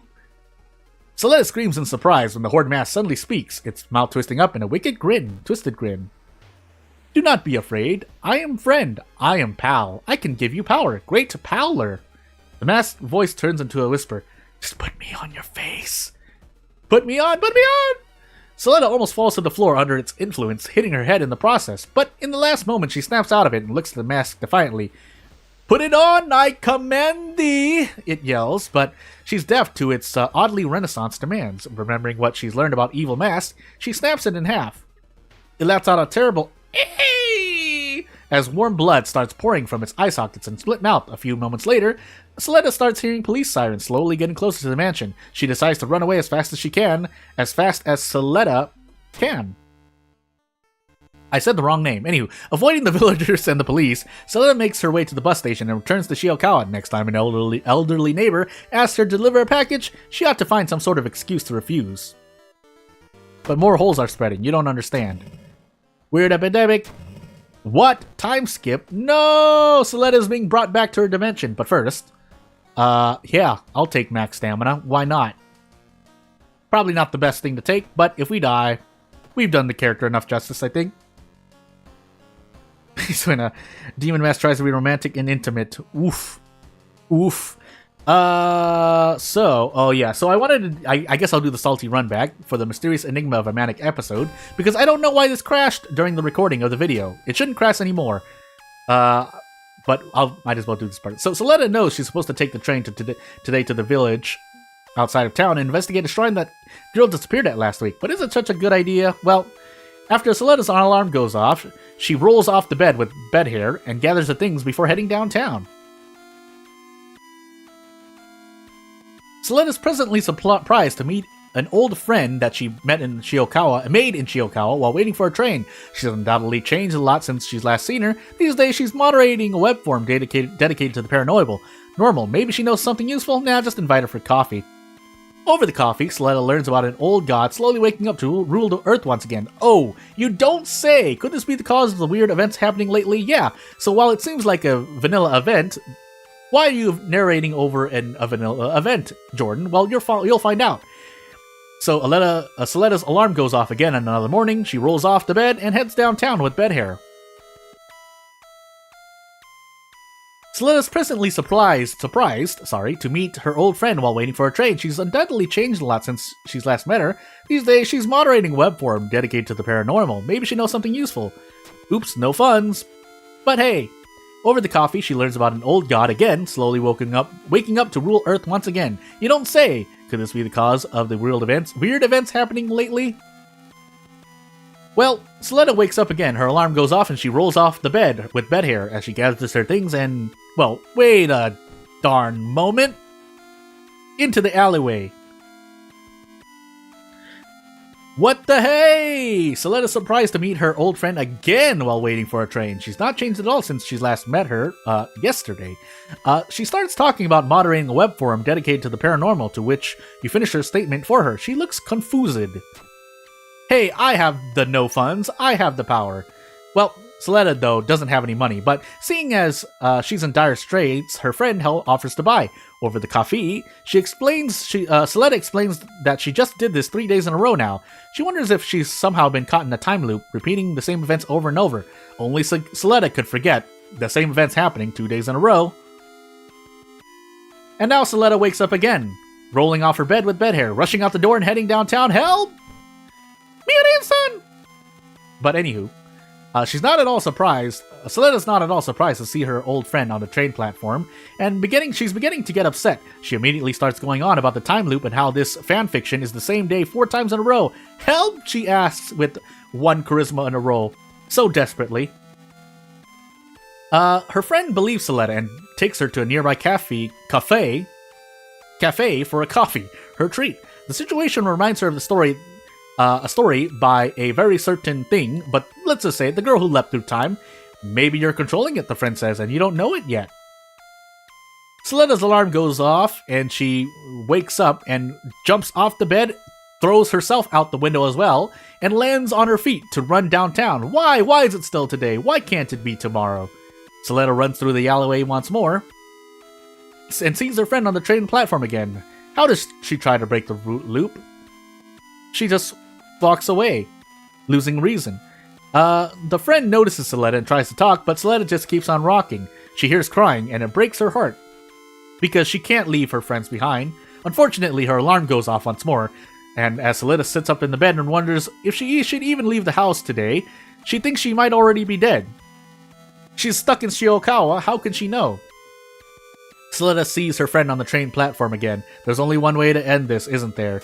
Soleta jumps off, and the stamina monster somehow loses 100 stamina. Her alarm goes off though, unfortunately, and Soleta wakes up laughing hysterically, blood on her hands, and the nightmare never ends, but maybe she knows how to solve it. Stone Cold and Soleta do start with the same letter. Hey! S's! Soleta sees her friend on the train platform again. She's the cause of all this, isn't she? Soleta thinks. And as Soleta's not surprised to meet her old friend waiting for a train in Shiokawa, she's not changed a bit since she's last seen her, and hopefully after today, she'll never see her again. With the power of mystery scaling, the friend survives, only no turns again. Whew! Soleta's alarm didn't go off today. It's tomorrow. Did she break the loop? The train station's closed, by the way. Apparently yesterday, some lunatic in a mask showed up and butchered a girl on the platform in-game before leaping to their death, or his death, or her death in front of the train. Assumably him, though. Soleta doesn't even have to ask to know it was her old friend. Old friend? Somehow, she'll know she'll end up seeing her again. But who is the her? Soletta broke the loop, but at what cost? She's still in Shiokawa. As we get a 6th floor to the lighthouse and a smile on this blood moon's face, Soletta begins her final investigation. We lost Bath, right? Yeah, we did. Gosh dang it. I forgot which one I did or didn't do. So let's just do one, and if it's the same, so be it. Depressing drama of a death diary. And we can confirm that these 2 teenagers also died of heart attacks. I'll narrate this in this way, even if it's again, until I find out it's the same one. But anyway, doctors are unsure of how such healthy young people could die of heart attacks, but the school staff announced suspension of physical activities as a precaution. Why am I doing that voice? Soletta does a little counting, or as much as she can with both of her fingers. In total, 7 teenagers have met their untimely deaths. Who or what could have caused them? The first order of business, Soletta thinks, would be to find out more about this weird case. Listening to some gossip at the high school would do the trick. So yeah. Oh, don't worry, modders can absolutely remove 100 stamina if they're going out of their minds, but hey. But first, Soletta fails to talk to this receptionist before moving on. All of the victims were either well-known bullies or popular kids at school. It's kind of hard to find a connection between these 2 groups. Soletta also hears a curious rumor about about a death-dealing diary. I'm tilting my head. She begins to wonder if heart attacks can be induced on demand. Can the modern medicine help here? Soletta goes to a consulting room, also because she's in pain, but she declines the help that this nice doctor tries to give. But the doctor investigating the sudden death tells Soletta that certain enzymes and chemicals can provoke heart attacks, but none of these were detected in the bodies of the victims. She takes a look at the very start of all this, deciding on a scale of 2, X, and Y, can she solve the case and can she deduce the mechanics, but decides to find information about the first 2 victims. Gotta catch all the typos, and me included.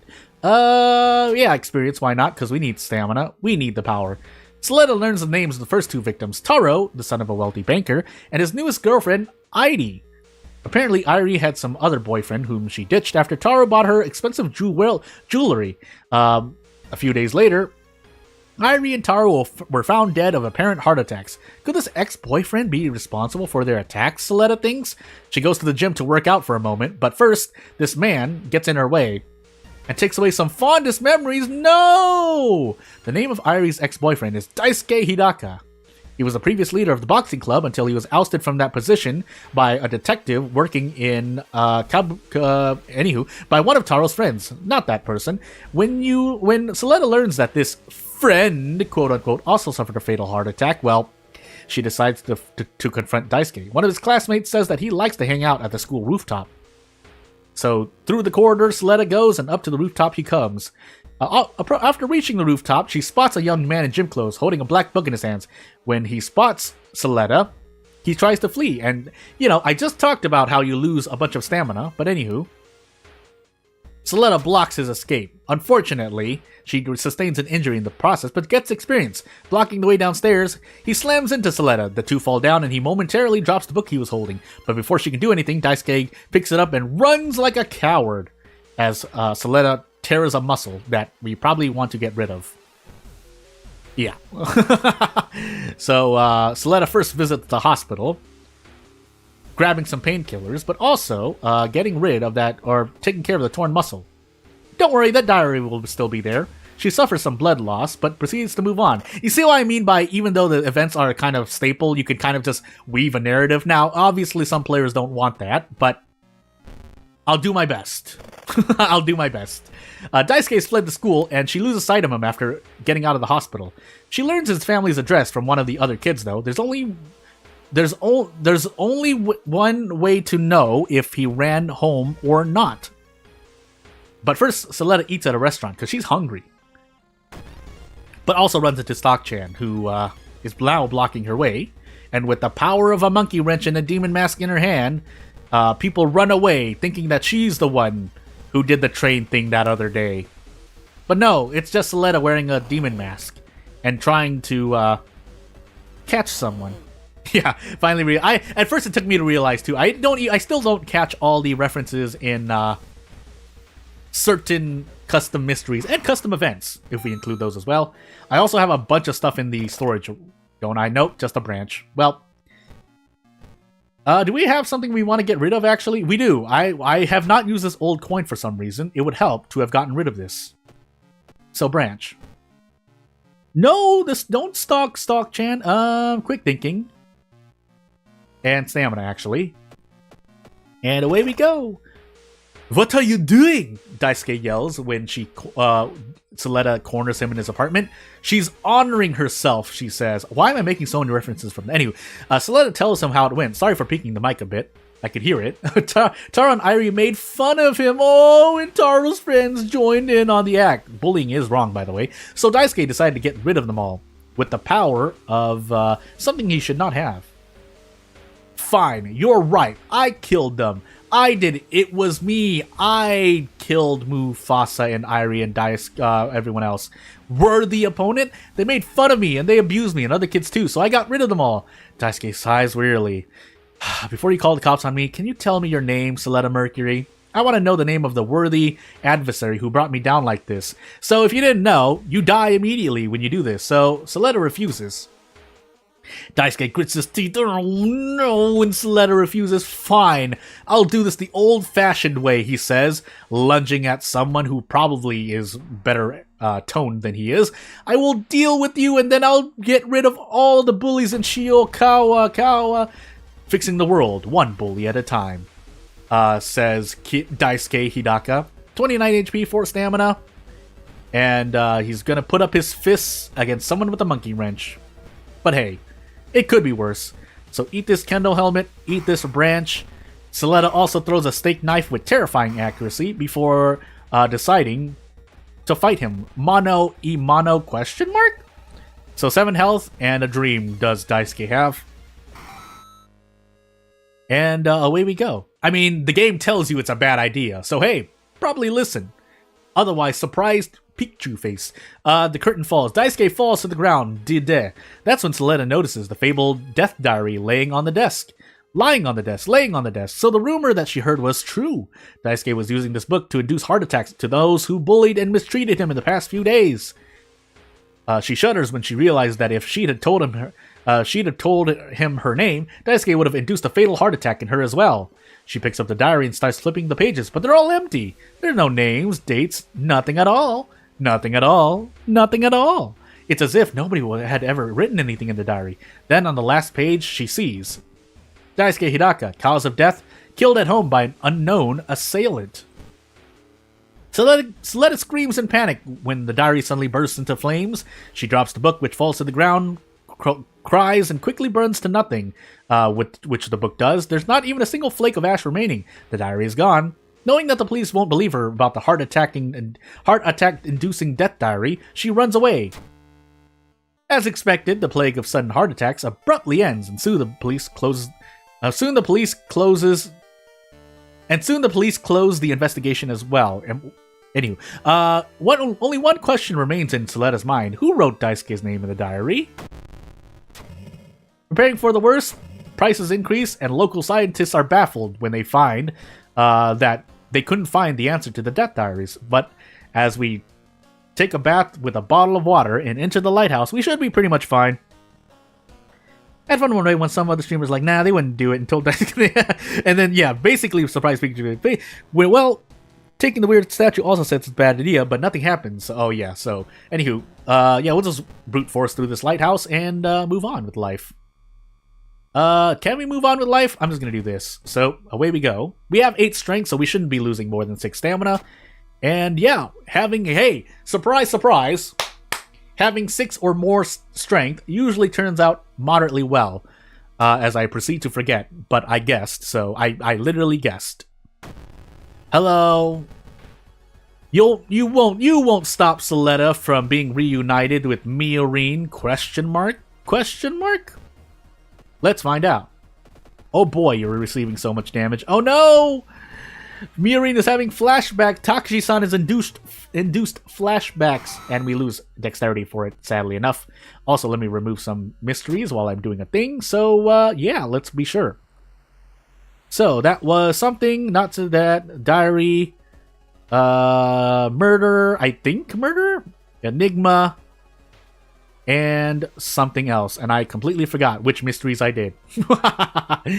I mean, we'll find out in a hot moment. So, we can put these in my repo as I grab a thing and move on. Do not overwrite files because I probably just copy pasta. Actually, I see. Seashells Murder Madness episode. So, so that's seashells, right? I'm opening something in real life. Nope, that's Soul Shrine. Nope, that's the repository. I am in the wrong thing. Seashells episode Madness. Madness. Oh, it was Madness. Sorry. So let's do that. And that should be all 5 mysteries. And now I think we still have enough. Yeah, we still have enough, so I completely forgot, by the way. I guess 25 of 25, that scares me, because now if I do the Nuzlocke challenge or anything else, I'm going to be really sad, because my RNG will not be as good. I did completely guess. You have to believe me. But anywho, let's move on. I'll take a sip of water as I go through things. So, yeah, I'll let the characters speak for themselves for a few seconds so you can pause, but also I need to look at RNG.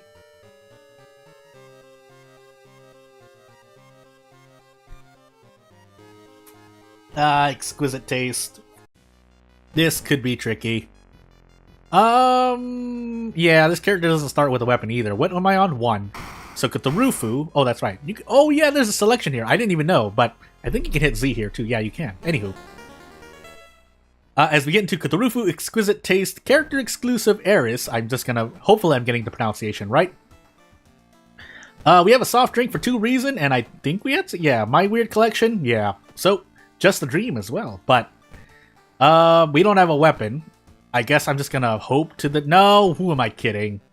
But I need funds if I do that. Am I gonna take a rest? Let's find out.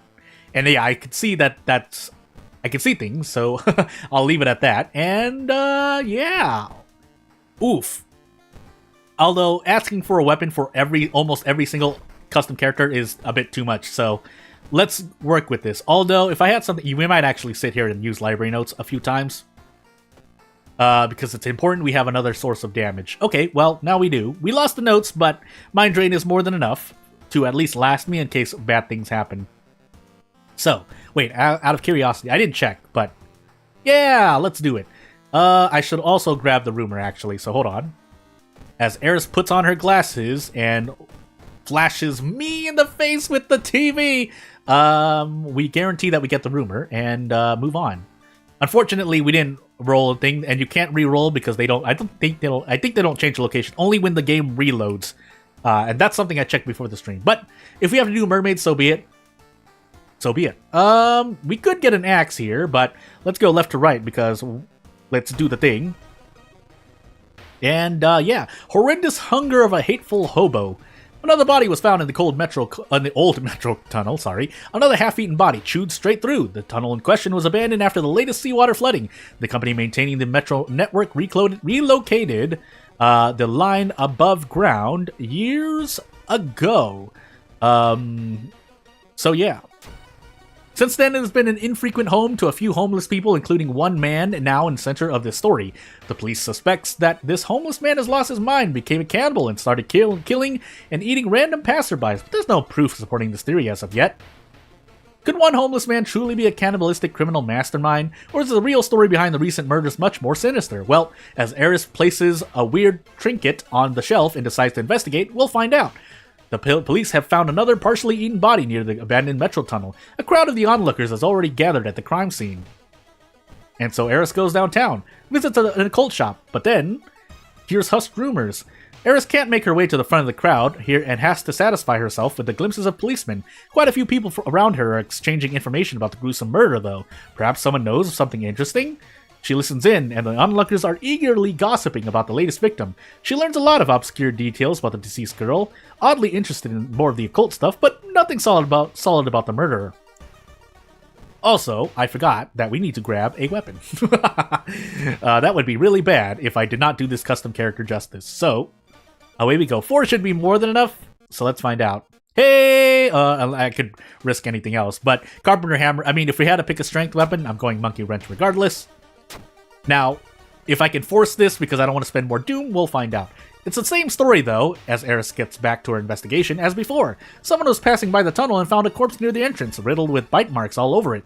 She wonders if someone perhaps knows more about the homeless man himself. He's got to at least have a name or something, right? Well, that's up to debate. Candy tunnel? Eris helps out her friend, but unfortunately she sprains her ankle. Nothing serious, but hey, that's stamina we lose in-game. But Eris learns that the man's been living in the tunnel pretty much since its closure, and has sometimes been seen bothering teammate natures whilst drunk, but nobody knows his name. Another story she hears is that high schoolers believe a giant worm living in the school sewage pipes is behind the murders? ? So after hearing that rumor while helping someone move out, toilet stories. The students at the school are sure to be a fountain of rumors and stories, including the one about the pipe worm. It might take some time for Eris to find the source, though. Just gotta find the right person. Unfortunately, the more she asks, the more she starts to feel that something's wrong. When she realizes that a pair of senior students has been trailing her since she arrived at the school, she quickly leaves the area because that's creepy. Maybe has trouble keeping balance for some reason, hence the ankle trouble. Hey, what are we implying here? Anywho, an old metro tunnel and this local school could, just a wild theory, could they truly be connected, and does something truly evil and monstrous travel from here to there through the sewer pipes, as STE kind of ducks back behind this pipe? That doesn't explain why the homeless man is present around the crime scene every time. So hey. 5 dexterity. Anywho, more creepy people. Bingo! And that was the name. From the janitor, Eris hears that the school is connected to the same sewer network that runs adjacent to the old metro tunnel, and that the sewers are connected with the sea.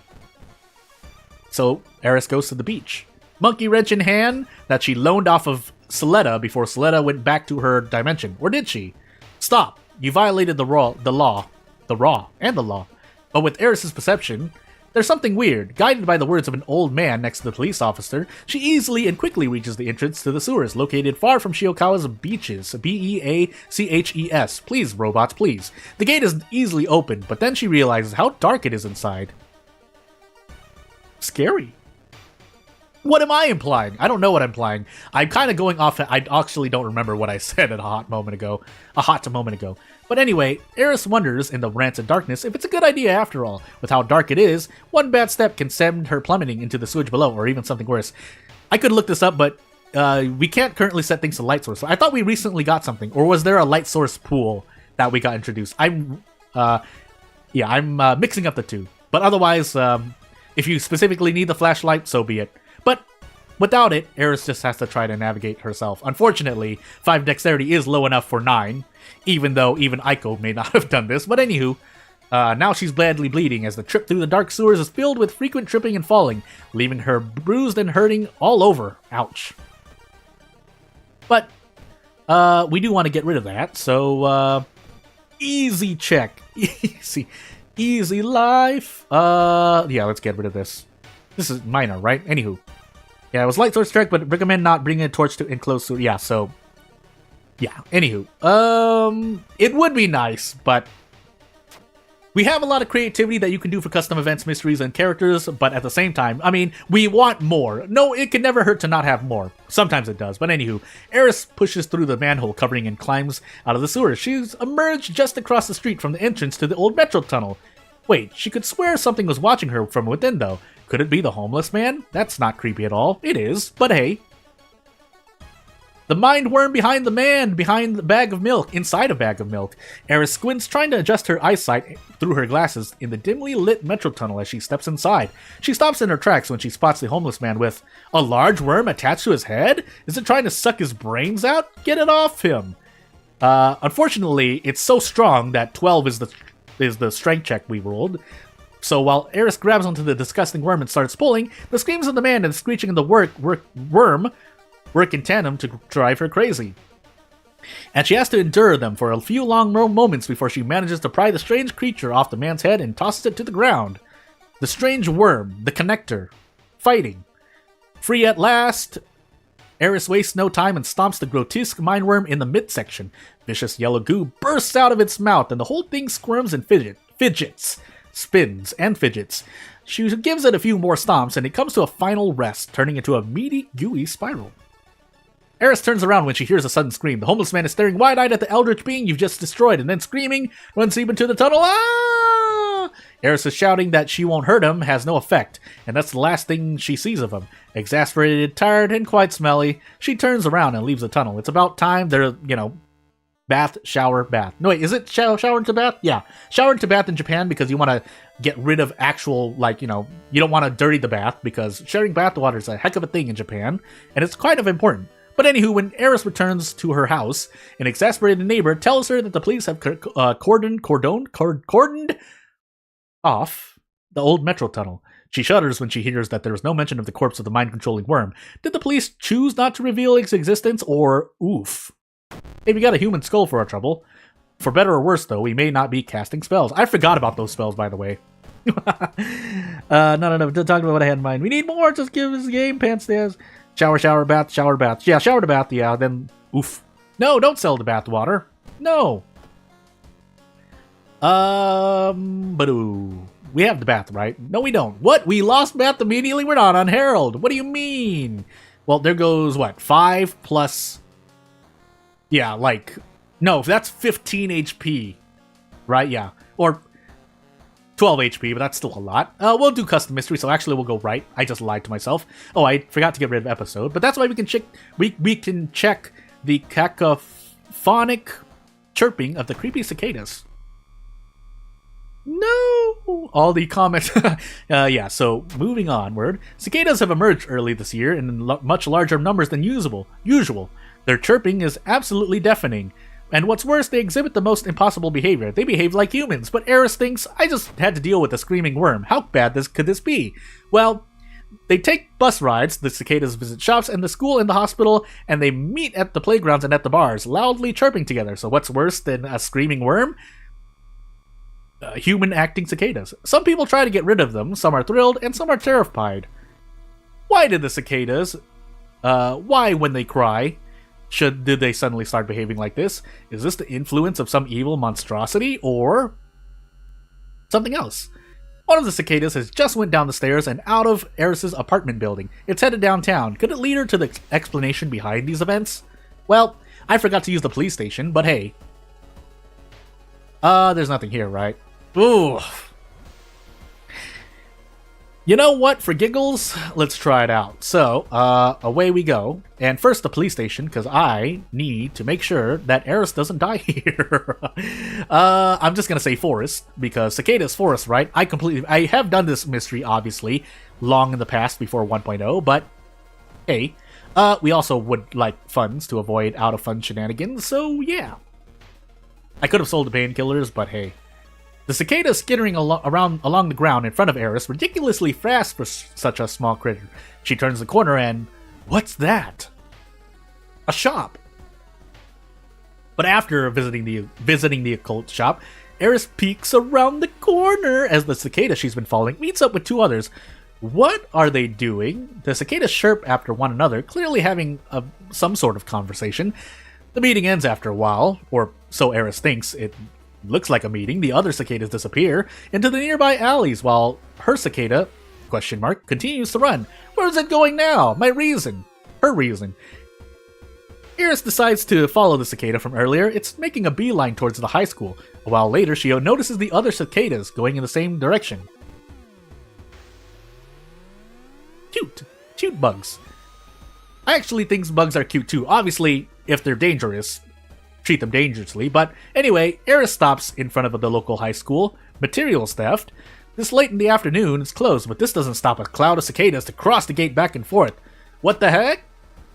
Eris observes them for a while and finally realizes what they're doing. Stealing! Stealing is wrong. Every so often, a cicada leaves the school grounds carrying a small item on its back. A ruler, a piece of plywood, a plastic cap. To doom. But they give Eris 5 experience and she pets it on the head. But wait, that's creepy, isn't it? Human-like behavior, secretive group meetings, theft of items from the school. Are these cicadas intelligent? What sort of sinister deed are those dastardly insects planning? The one Eris has been following just boarded a bus. She can't let it escape. Or can she?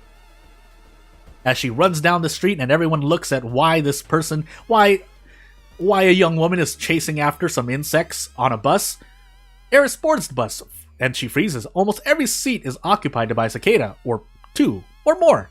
Terrified, she looks at the driver as he closes the door. Look, they've been doing this for the past few days. I've already stopped questioning it. I just want to do my job, So please sit down and enjoy the trip. Eris sits down near the front door, where there's no cicadas crying, where they can't sleep. Sometimes she turns to look at them, only to see them staring back, or chirping secretively with one another. She's sure they're onto her, as she loses more reason. When Eris leaves the bus after the cicadas, she realizes that they're nowhere to be seen. How could they all run away so quickly? Someone in the village must have seen them, right? To get her happiness, had done nothing to be blamed or accused of. The only thing, though, that the villagers do know about the cicadas is that the local forest is teeming with them. Day and night, it's all noise, we can't sleep because of them, they say, clearly exhausted. But it's too risky right now because cicadas are everywhere. Going deeper into the forest, Eris can't help but realize tiny dirt mounds lining the path. They look eerily like minuscule graves, perfectly fit for a cicada. Oh wait, we don't have rest, that's right. Whoops. We have a soft drink, so as Eris goes down the stream in a soft drink and other people are hunting for cicadas, she tries to reveal herself and gets a flashlight. Hey there, this forest is not safe, Eris. Well, they point her to the nearest road and go off hunting for cicadas, or something else. She doesn't know. That's weird.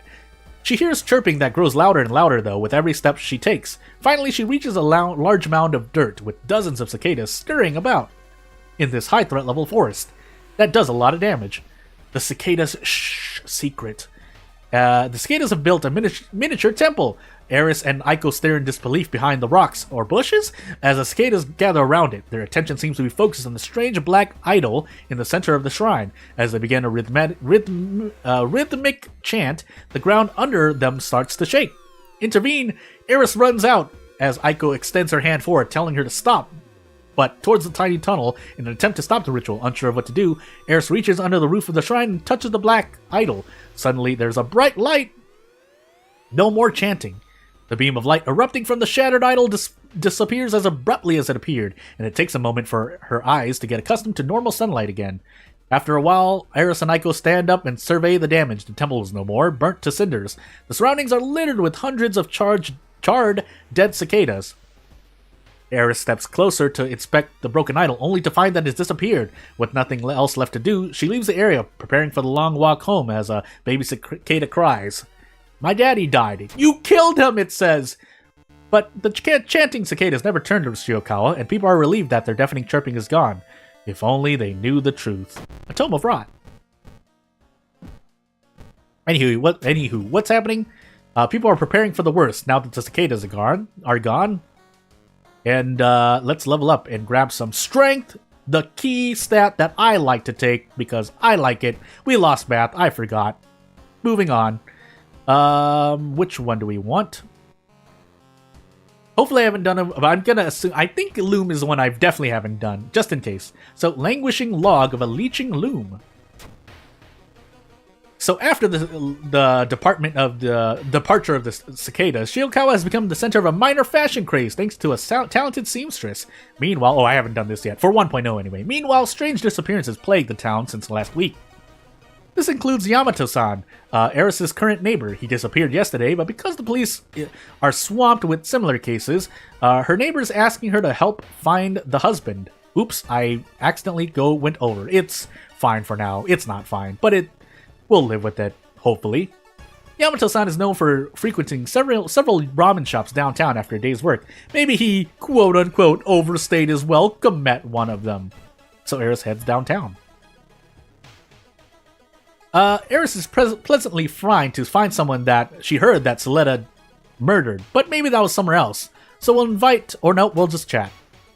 We lose reasoning in between though, but hey, it's for experience. Yamato-san? Big wallet Yamato-san with a pencil mustache? He was here yesterday. Strangely, he didn't drink anything and looked as if he was in a hurry.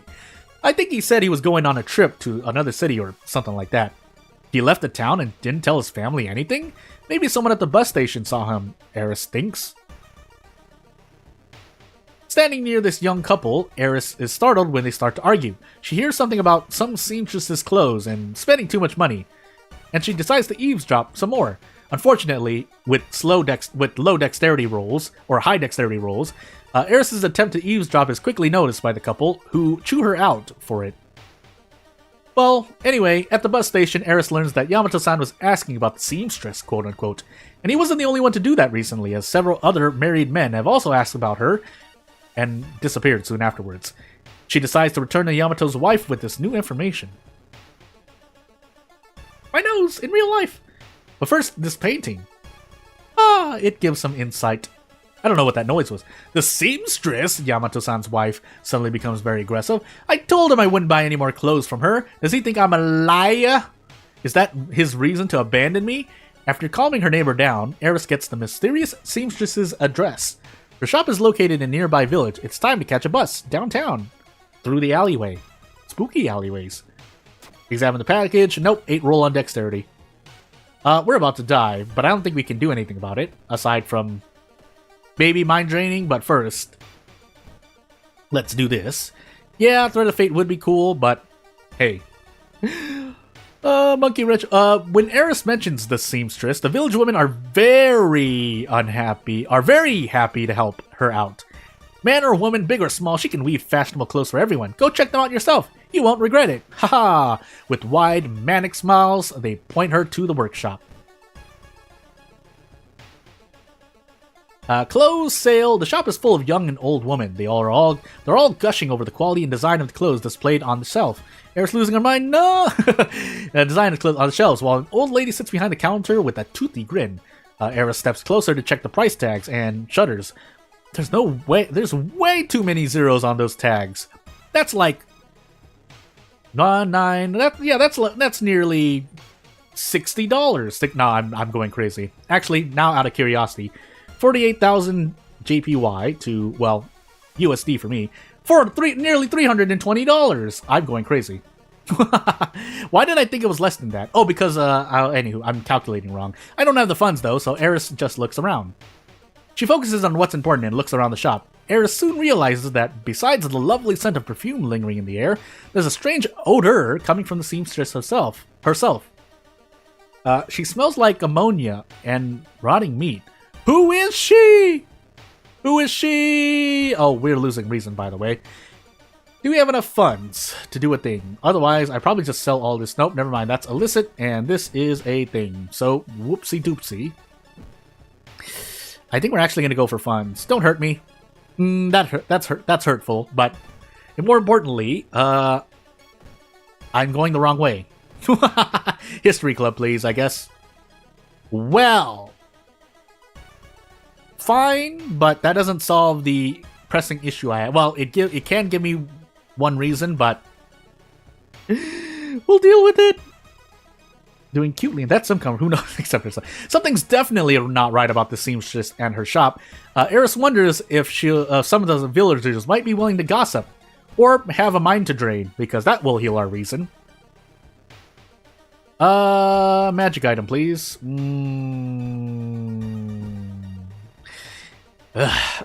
She gives me the creeps, one of the younger boys says. I heard that she spent all her life working at the rice paddies, but after her husband died, she suddenly became a super talented seamstress. Would you believe that? And what's worse, can you believe it? My mom can't stop babbling about her every chance she gets.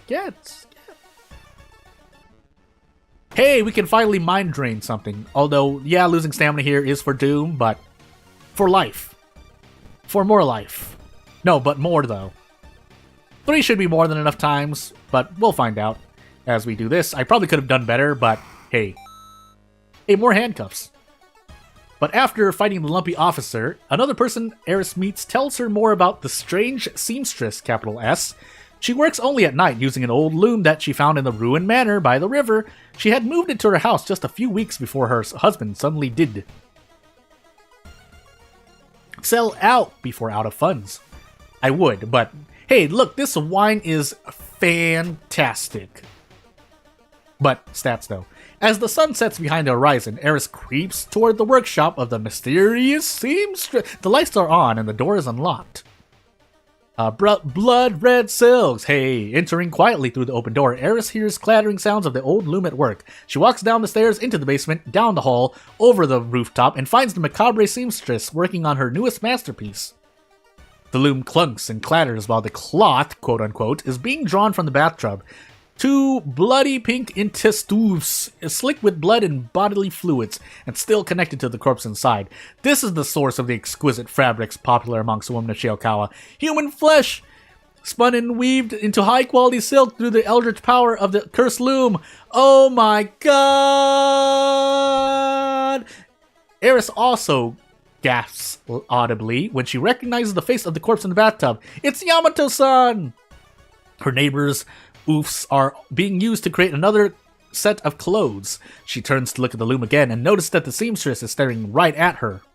Before the old lady can even stand up, Eris runs upstairs and out of the manor. She stops only when she reaches the local police station, telling the cops about what she's just seen. 1 hour later, 24 policemen are busy turning the old house upside down, inside out. Whatever shall I do? They find that there's nothing to do. The butchered corpses of every man who has gone missing in the past few weeks in front of them. The next day, Eris watches the TV report about the macabre loom and the police's investigation, and shivers when she hears that the seamstress has escaped the police. She's out there, and she knows her face. I should really back away when I do that. Also, I forgot to drink the empty bottle, but hey, we didn't have a bath to use anyway, so... blah, blah, blah, blah. Do I double stack knowledge? I think we have a knowledge check. I would like to increase strength. I'm gonna pay for this, but hey. If we could get through at least one custom mystery or enough, that would be great. We did bloom, that's right. So actually, let me store that for... Well, I mean, we're almost out, but... Or we're almost gone through all the custom mysteries, so... Let's enter the nauseating novella of neural notations. Hey, all credits. Because credits are cool. We got a cure statuette as well, so actually... We could have had more knowledge than we did, and I didn't need to increase knowledge. But anyway, Eris grimaces both at me and at whatever she's thinking about, rubbing her forehead once again. It all started this morning, and despite her efforts, she can hear it clearly. Beeping, terrible incessant beeping deep inside her head, over the cicadas, over the worms. She thought it was just a headache, but it's persistent, and what's worse, it's getting louder. What could be the cause of it?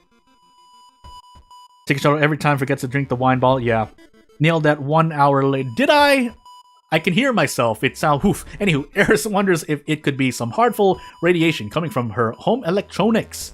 Her uncle once told her some wartime stories about death rays and mind control experiments and such, so who knows? Who knows? Eris enters the lobby and meets a very legally distinct question mark artist and allows him to just let him come up with some old stuff. It was all a dream. You're a genius. Hey, that's what Sletta said too. But all the electronics in Eris's apartment are working just fine. She sticks her head outside the door. Maybe something's wrong with her apartment block's power network? The buzz of the electric current does seem awfully similar to the beeping in her head, and so does this BGM. So she climbs down the fire escape for some reason, prepares for a bath that's gooey, and decides to take a hot bath because, hey, 4 strength is not nearly enough. But Eris notices that the silence of her apartment makes the beeping worse, so she decides to leave as I proceed to accidentally do a thing that I need to set in the background in another reality. Don't worry a lot, that's true. I wouldn't know that. I'm just doing my best. But maybe some fresh air will help Eris clear her head. Maybe the sounds of the lively city will drown out the beeping. That's not tonight. Did I just lose reason, by the way? Anyway, someone taps Eris on the back. Well, a tapeworm salaryman harasses Eris, and let's find out if we can even do an attack. Nope, not with the power of this. So, 3... yeah, 3 stamina is being turned into doom. It's been a long time since I used this ritual, but we're on our 4th mystery with 53% doom. We have the power. But it's useless. Dameda. Zen, no matter what Eris decides to do, the beeping continues. It's slowly making her increasingly tired and miserable, as it would most people in real life. It's time to seek help elsewhere, or maybe not. Perhaps the local neurologist will have a cure for her ailment. I am looking at my reason shake, and I'm getting scared. Anywho, Redacted-san, the elderly neurologist, welcomes Eris to his office. He's a professional and is very intrigued about the noise, quote-unquote, that plagues her. Alright, Redacted-san says, opening a medical book, let's start with the basic. What are these noises? Prescription pills that go into the storage. An hour comes and goes while the neurologist listens attentively as Eris describes the noise. He even goes as far as to consider uncommon and obscure cases from previous years. Redacted-san tries to make a proper diagnosis, but in the end, all he can do is to give her some sleeping pills. Somehow, Eris doubts these will help. But she will gobble them down with a bottle of wine. I'm pretty sure that can be fatal in our reality, but in this game, we're in Shiokawa, with an old god. Anything can happen. Sitting at the bench in front of the hospital, Eris almost gives into despair after gobbling down the pills. That is getting unbearable. And also, that was unbearable for me to listen to. Suddenly, Eris realizes something. I even leaned away from the mic to do that. The beeping. It's not random. There's a pattern to it, she discovers. A repeating one. Is it some sort of a signal or message? Could there be something in the local library about this? Find out in an event near you. Signals intelligence. Try not to think much about the head-splitting headache. Eris grabs some books about spies and ciphers and communication codes. She soon realizes that the pattern is most probably Morse code. I was about to say that, but anywho. With an easy perception roll, Eris concentrates on the pattern, trying to find out where it ends and where it begins. Soon she has the entire pattern written down.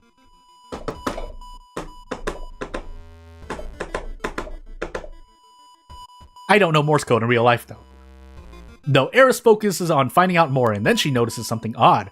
Whenever she turns to look past Shiokawa towards the nearby forest, the beeping feels a little bit stronger. Could the source of the signal be hidden in there? Learn Morse, and there you go.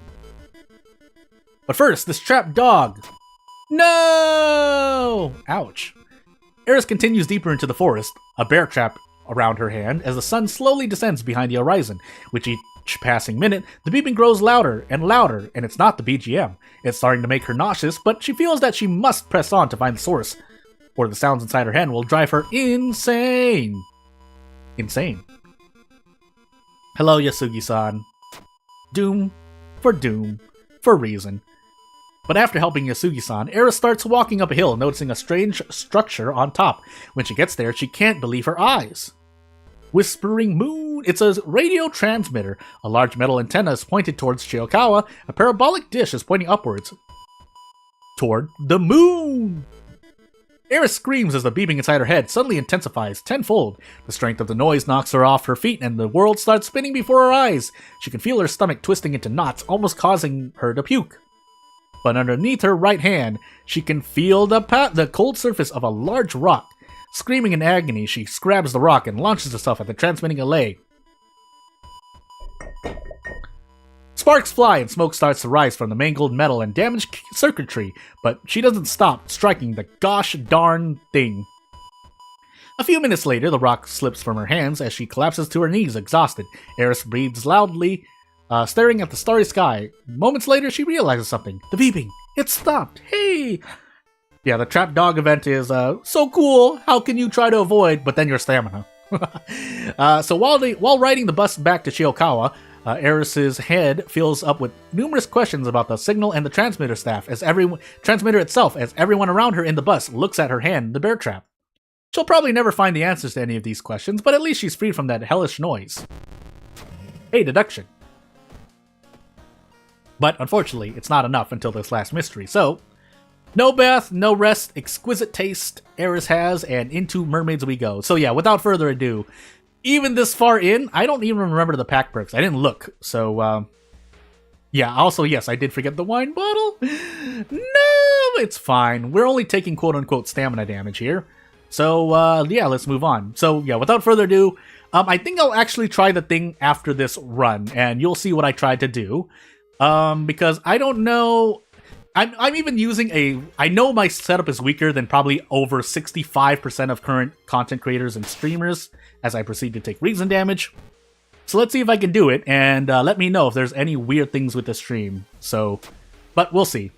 Hey, Doom Decrease. It's a shame I can't use it. If we make it to the lighthouse, though, everything is fine. Yeah, everything is fine.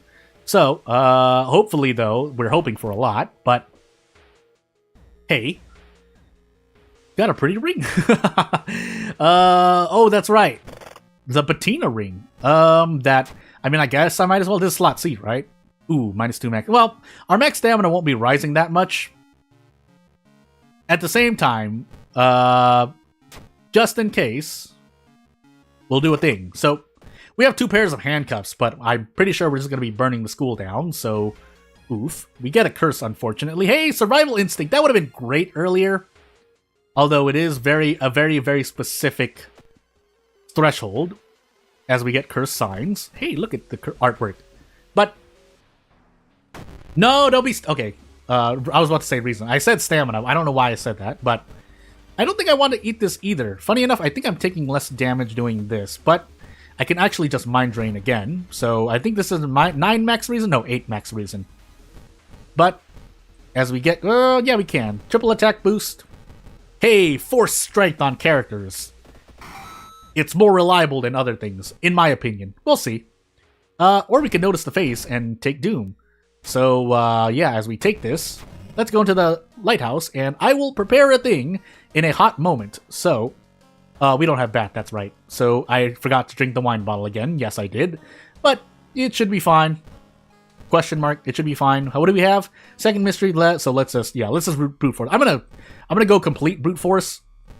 Oops, that was a bit too much, but we should still be fine. So, Takushi-san first eats these monkey wrenches. We'll throw everything we have. We'll get drunk here, and yeah, we'll do our best. That is 2. We'll do handcuffs maybe, or we'll handcuff Takushi-san on the floor, but we don't need the second pair, so it's fine. And then we keep moving onward. So for this, I don't think I need to restart the game. Ooh. Cicadas, because the only reason I remember is because of my weird immersive storytelling thing that I did for some reason. So I did the worm into cicadas and then into loom. So funny enough, just doesn't like one.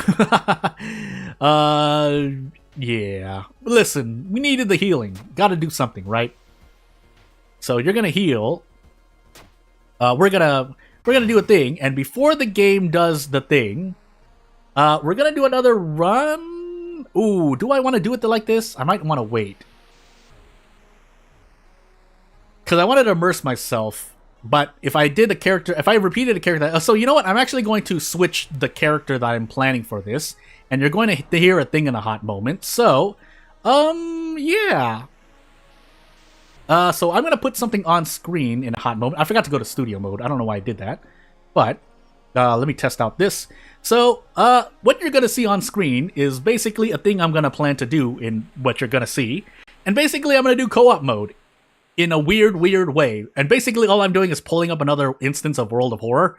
So, as I prepare that in a hot moment, let me make sure, because I need to mute one instance. I'm going to mute the second instance and then do a thing.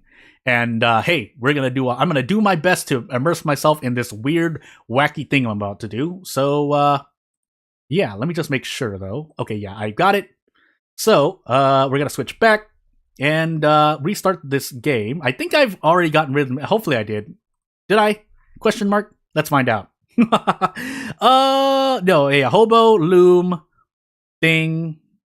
So, let me make sure that I've gone through everything. And I had Enigma as well.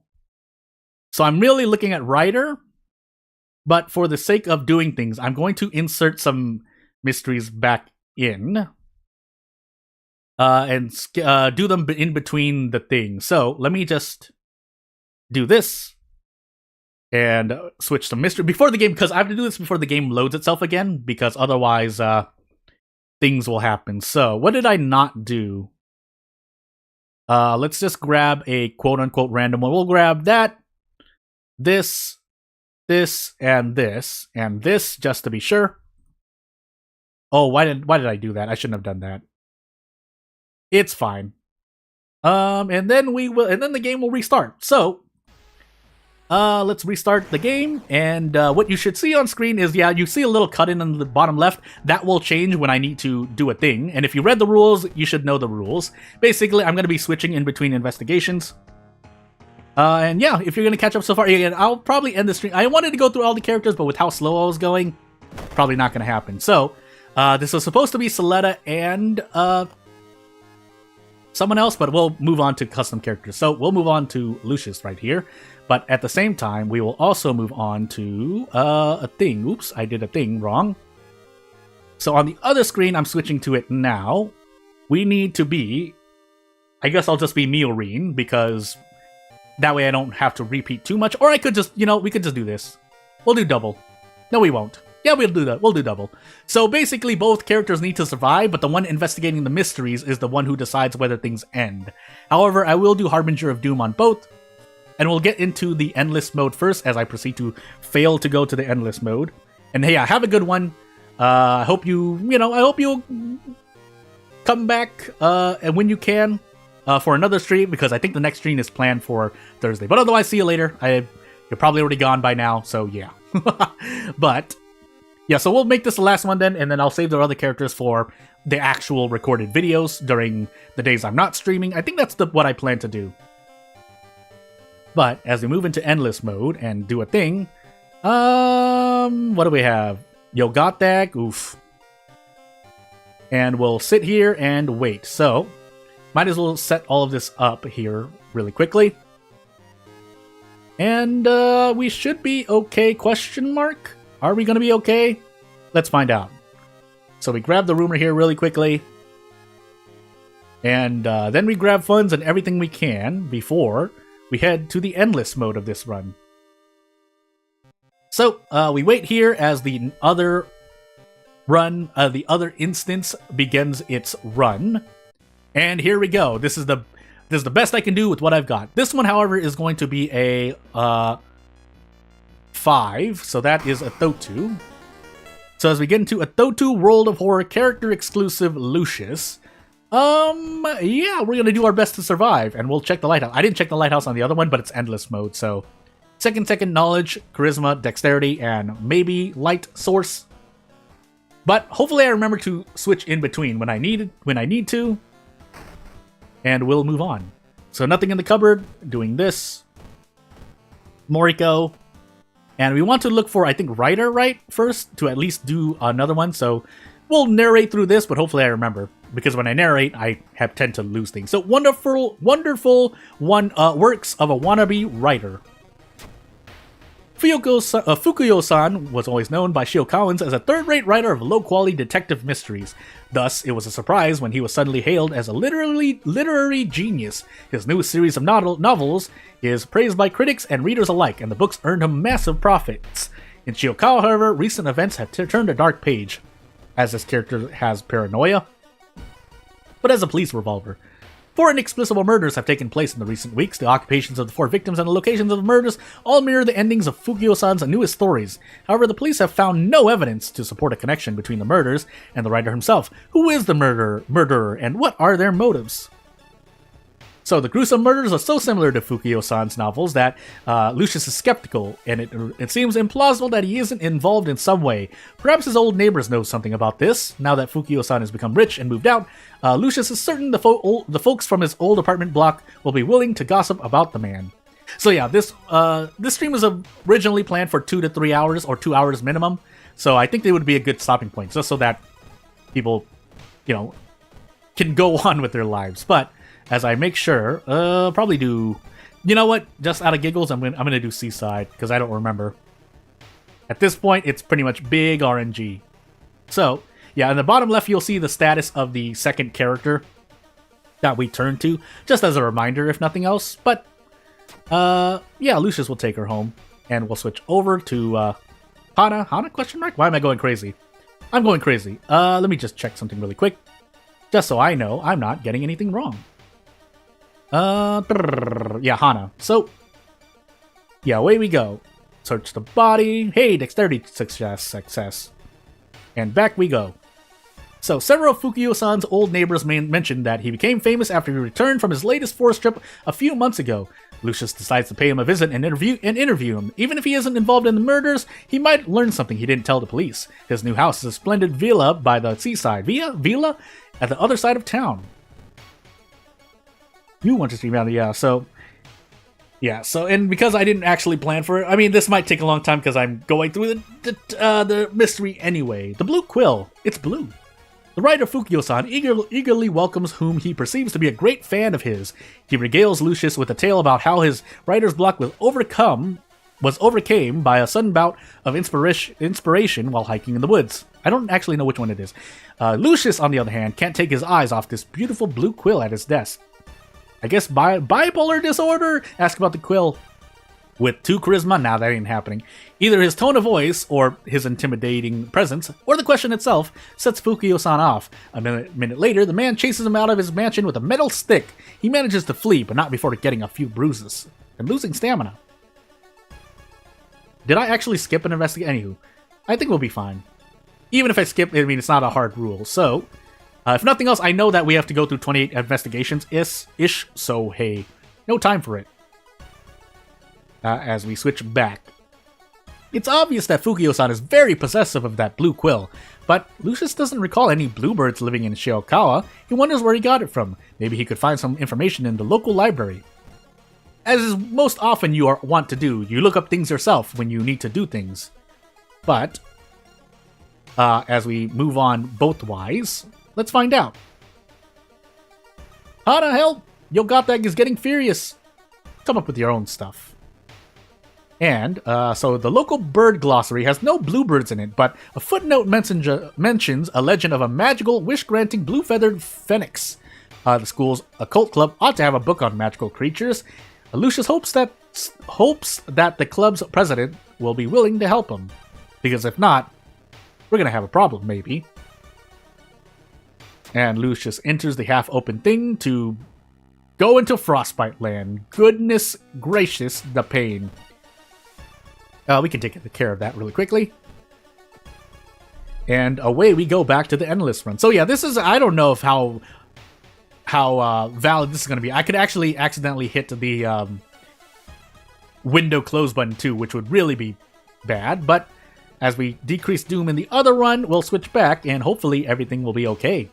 Lucius doesn't learn much from the book about magical creatures, but to his surprise, he learns that it was written by the local occult shop owner. This might lead him on a wild goose chase, but could she have more information about the mysterious blue phoenix?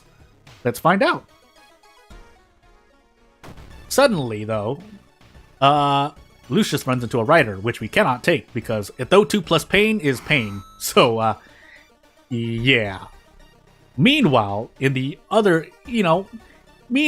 other places, oh my goodness, if I can not do that, please, to myself, and because I accidentally opened OBS, Hana visits downtown, looking about an old journalist and an old case, and looking at the World of Terror, which unfortunately does not go well. But, switching back, a wish-granting blue phoenix? She laughs from behind the mask? Fukio-san bought a book of black magic from me. That's the source of his quill's power. When the woman mentions spells and rituals utilizing human souls, a shiver runs down Lucius' spine. He rushes toward Fukio-san's home. He must be stopped! So he tries. But first, these waves. Meanwhile, scene cut. Hana's neighbor, Redacted Sign, has been acting really strange lately. Why is that? Into the corridor and into this Lemegeton, Hana woke up sweating and trembling from a nightmare. Question mark. Wait, hold on. Let me do a thing. Why am I going crazy? Hana remembers a sigil from the bad dream and weirdly feels inspired to draw it. Why am I forgetting pronouns? Hana decides to trust the gut instincts and moves on, trying to forget what they saw. That's a specific a character event, so hey. Meanwhile, when Lucius buzzes the intercom, there's no response. He tries the main gate, and to his surprise, it is unlocked. He cautiously steps inside the villa, an eerie silence filling the empty halls. Where is Fukio-san? Where? Odd that I actually haven't dropped any frames at all. It's also odd that I've lost a whole bunch of stamina, so out of funds there I don't really mind as much. But right at the climax, we switch scenes to... Oh, I didn't switch the scene, did I? For the last Hana event? Anywho, a reporter from Tokyo is making a documentary about local legends.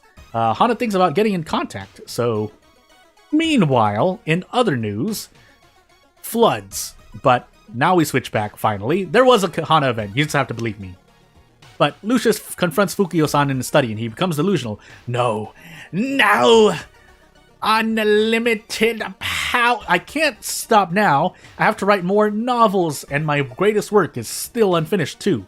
I understand why you're doing this, but no, I cannot stop. Not yet. Not yet. But Lucius has had enough of this. When Fukuyo-san isn't looking, he grabs the blue quill, breaks it in half, and throws it into the fireplace. The writer suddenly lets out a horrible shriek as his spine audibly snaps and his body falls backwards. Before it even touches the floor, bright flames engulf it. In the fireplace, the beautiful blue quill shrivels and turns into ash. No, not that one. Lucius watches as the body of the wicked writer slowly does the same, his pain screams quickly ceasing, and a smile coming onto his face. The smell of the thick smoke is what snaps Lucius out of the mindless staring. Covering his mouth and nose as to not inhale the fumes, he flees the villa as the flames begin to spread, and police sirens sound in the distance. From the back of the crowd of onlookers, Lucius silently watches the firefighters trying to contain the fire. Remembering the shop lady's words and what has happened to Fukuyo-san, Lucius suddenly realizes whose soul he has used to cast a spell on the quill. His own. With his death and the blue quill destroyed, one thing's for sure, no one else will have to die to boost Fukuyo-san's fame. And then we scene cut back to Hana, who is looking at a curious red tree that's appeared on the crossroad. Is that a sign? Well, let's find out. Because I forgot to visit the police station here, so oof, pain. But as Lucius prepares for another investigation, price hikes happen, and boy, that's not fun. Moving onward. Takes a quick bath, moving on, and yeah. Into traversing the trail of a tenacious thief. It's been a long day. Honestly, at this point, Lucius really just wants to relax and take the rest of the night to rest. Maybe watch a little television after snapping that blue quill in half. However, he notices his apartment door is suddenly open and the latch is damaged. Carefully looking inside, he finds a woman is quickly ripping down and pocketing everything he's found so far in his investigations. His gasp of shock doesn't escape her attention. She knows she's rightfully busted. She pushes past him into the hall, taking the evidence with her. Lucius decides to make chase, and fast. So, we do this investigation first. He must stop the thief at all costs, and I know what to do, but out of a tangent topic, if you want a mystery where every choice matters, here you are in Tenacious Thief. Although, is it binary or are there only so many choices? Sure, if you want to believe that. I think we go downtown, right? Hopefully I'm not getting this wrong. But as Lucius chases the thief through the streets, Hana looks at an old teacher that left the town in a hurry. Were there any clues? Let's find out. So there's some smog. Hey, look this window. Ow, my stamina. Meanwhile, back with Lucius, he's still chasing the thief downtown, down through the street, where Doom proceeds to not rise, and into the hospital he chases the thief. Over a car, into some bushes, and back with Hana, however. I'm not setting a foot on this cursed land, an old sailor tells Hana. And away we go. And back to Lucius. Into the hospital, chasing the thing. Oh yeah, so, I'm seeing a warning message on my OBS, but it should be fine for now. Again, my setup is not the strongest, so, oof. But, that's technically an investigation. We switch back to Hana, and we gotta decide what reward we want. Hey, 2 funds would be nice. Otherwise, healing would also be nice, but for now, let's actually visit. Did we visit the police station? I don't think we did, so let's do this, yeah. So, forced into an investigation in the downtown. No one wants to reclaim a certain black suitcase. What could be inside? Hana investigates the suitcase, looks at people with masks, trades some funds, and Lucius continues chasing the thief through the hospital. So yeah, it's good that I haven't dropped too many frames, hopefully, but hey, seaside, right? Yeah, I think seaside. So into the seaside, Lucius chases the thief as Hana proceeds to talk to more old sailors. And yes, they're pretty much placeholder flavor texts as 6 strength, cool, fish. But back to Lucius again. And into the seaside we go, where we have to decide between running into the mansion, the seaside, or home. And I think we actually run to the mansion, funny enough. Question mark? Wow, that was weird. I swear we visit the forest. No, I think it's later on, so... Anywho, police have found an empty tent. What could have happened to the owner? Hana goes into the forest to look for it. And finds a resting place where we just take 1 stamina of damage and move on with life. Into the mansion we go. Yeah, so basically, if you really don't know what's happening here, gameplay-wise, yes, you are just essentially trying to guess 33%. I forgot if there's actually a benefit, though. But anyway, back to Hana we go. Investigating the seaside, and yeah, we'll find out. No, Air Force plane. Yeah, and into the village we go. Again, this could be interesting. I have some ideas. This was one of the first ones, so I really wanted to try it out. See how it actually works out. I mean, obviously I tested things as Lucius chases the thief into the forest, and Hana proceeds to investigate the seaside once more. Oh, I finally ran into an encounter, by the way. Thankfully, it's a cat, but we don't have a weapon. I should have actually grabbed a weapon. Why didn't I grab a weapon? It's fine. This cat is going to be punched by a relative human, well, artist, really, because that's the occupation. But, as Lucius probably reaches the end of chasing the thief, he catches them and got the information back, but not before throwing them in the slammer? His success means being 1 step closer to stopping the cult and saving the world from destruction. And now we're thankful for playing. Hey, credits. And we get experience for it. Yeah, we get experience for it, but hey. And we also get fetid fumes, so, oof. I don't think I'll count that as an investigation, so no, I will. Who am I kidding? The end mystery should count as an investigation. So, as we switch back to Hana, the school's library contains many weird and curious titles, but maybe something for the artist, Hana, to draw about. Unfortunately, it causes brain damage, but hey. We bath into stamina, and into, a frightening finish to a formerly freezing flat we go. I've already went over this, so I won't narrate it too much, but yeah, Lucius hears his neighbor and decides to help them out with the AC for however much it's worth. But first, level up. Actually funny, no. We'll do this. So into downtown we go. So yeah, the only thing, Endless might not be the hardest thing below 30-ish runs, which is 30-ish turns, which is about the amount of investigations you do in World of Horror base anyway. With custom mysteries, obviously that can change, and depending on the mysteries, things can change as well. But thankfully, I think both of these characters have a moderately high amount of strength, so I'm not worried too much. Outside of that, though, yeah, for, what is it? Traumatized into prescription pills isn't a bad start. And for Lucius, paranoia, yes, so that can proc a lot of damage, but starting with the weapon can be just as good. So Lucius delivers these bags of ice with police revolver in hand. And we profit off of things. Actually, I had Hana up twice, so... Oops. I forgot to switch. Help! Yeah, I've played Endless Mode. It's been a while since I really played it, though. It's not something I normally practice, so, yeah, the answer, binary, yes, and obviously I would have had to, because you need to do a certain number of turns to unlock, or to get an achievement, I think, in, Endless Mode. But otherwise, if I were to, if you were to ask me for strategies for Endless Mode, I couldn't really help you out as much.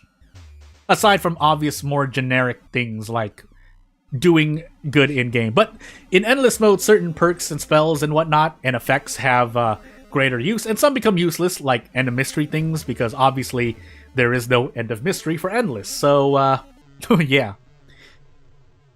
They do a bunch of infinite mode powers and confuse, yeah. So, yeah, for here, again, if you want to go out of your mind and, do to what I'm doing, you can make Endless Mode a lot more fun-ish, but at the same time, yes, I can see how it's not everyone's cup of tea, because it's really harsh, pretty much hard into gameplay mode and nothing else. Also, I don't want to do anything, so I think I actually want to run.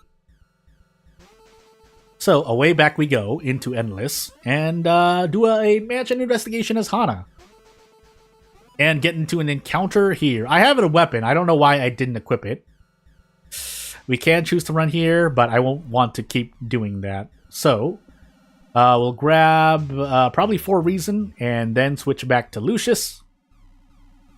And Lucius will try to help the neighbor as much as possible, but yeah, I know that there's like, if there isn't still an actual endless mode infinite that you can set up, you can basically set up pseudo infinites, and that's your whole. If you're trying to go for as many turns as possible, you're basically coming up with a strat that has a low chance of failing with pseudo infinites. Is the idea.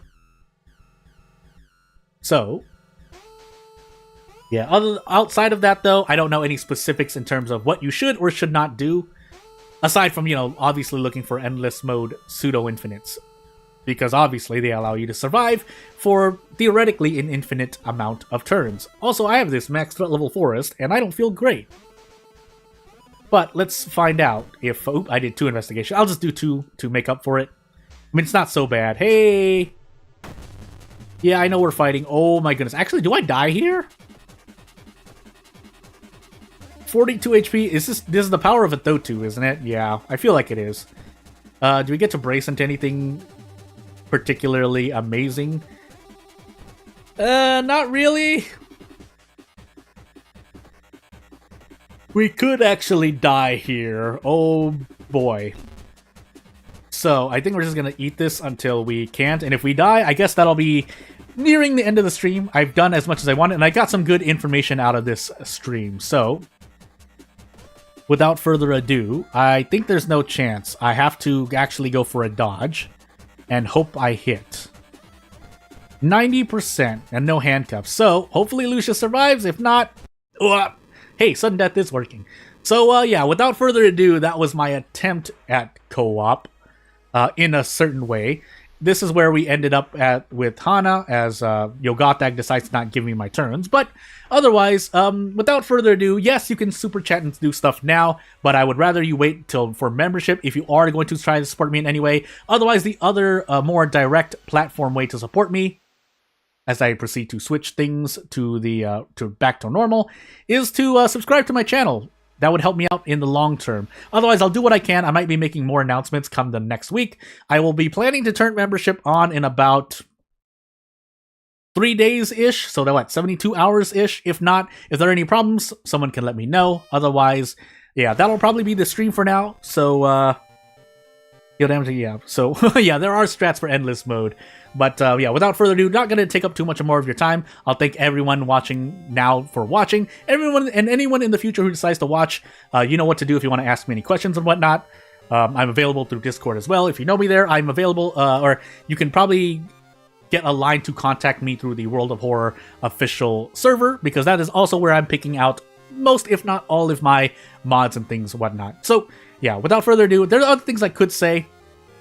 But the other custom characters I'll save for actual videos. I'll probably plan to stream on Thursday, but we'll see what happens. If anything, I'll schedule it tomorrow-ish in about 24 hours. If I don't, probably shouldn't expect one. Otherwise, one last thing that I can say is that, yeah, if you want me to stream at a specific time, give me the time zone, and I'll try to figure out if I can fix it up. Otherwise, usually around this time, 2 hours before this time, or 6 hours from now is when I try to work around my usual stream schedule. That's my schedule usually, but without further ado, yeah, I'd like to thank everyone for coming. I'll do one more, I'll wait for a little bit just in case anyone has any questions, but otherwise, yeah, I do plan to do more custom mystery things, make some custom characters and mysteries myself. I was actually planning to do Soletta, but, again, like I said earlier, someone else already did it. So, yeah, but if no one else has anything else to say, I'd like to thank everyone for coming. And, yeah, I'd like to be... I'm much obliged for anyone who, finds my streams fun, if I helped anyone, if I gave anyone advice.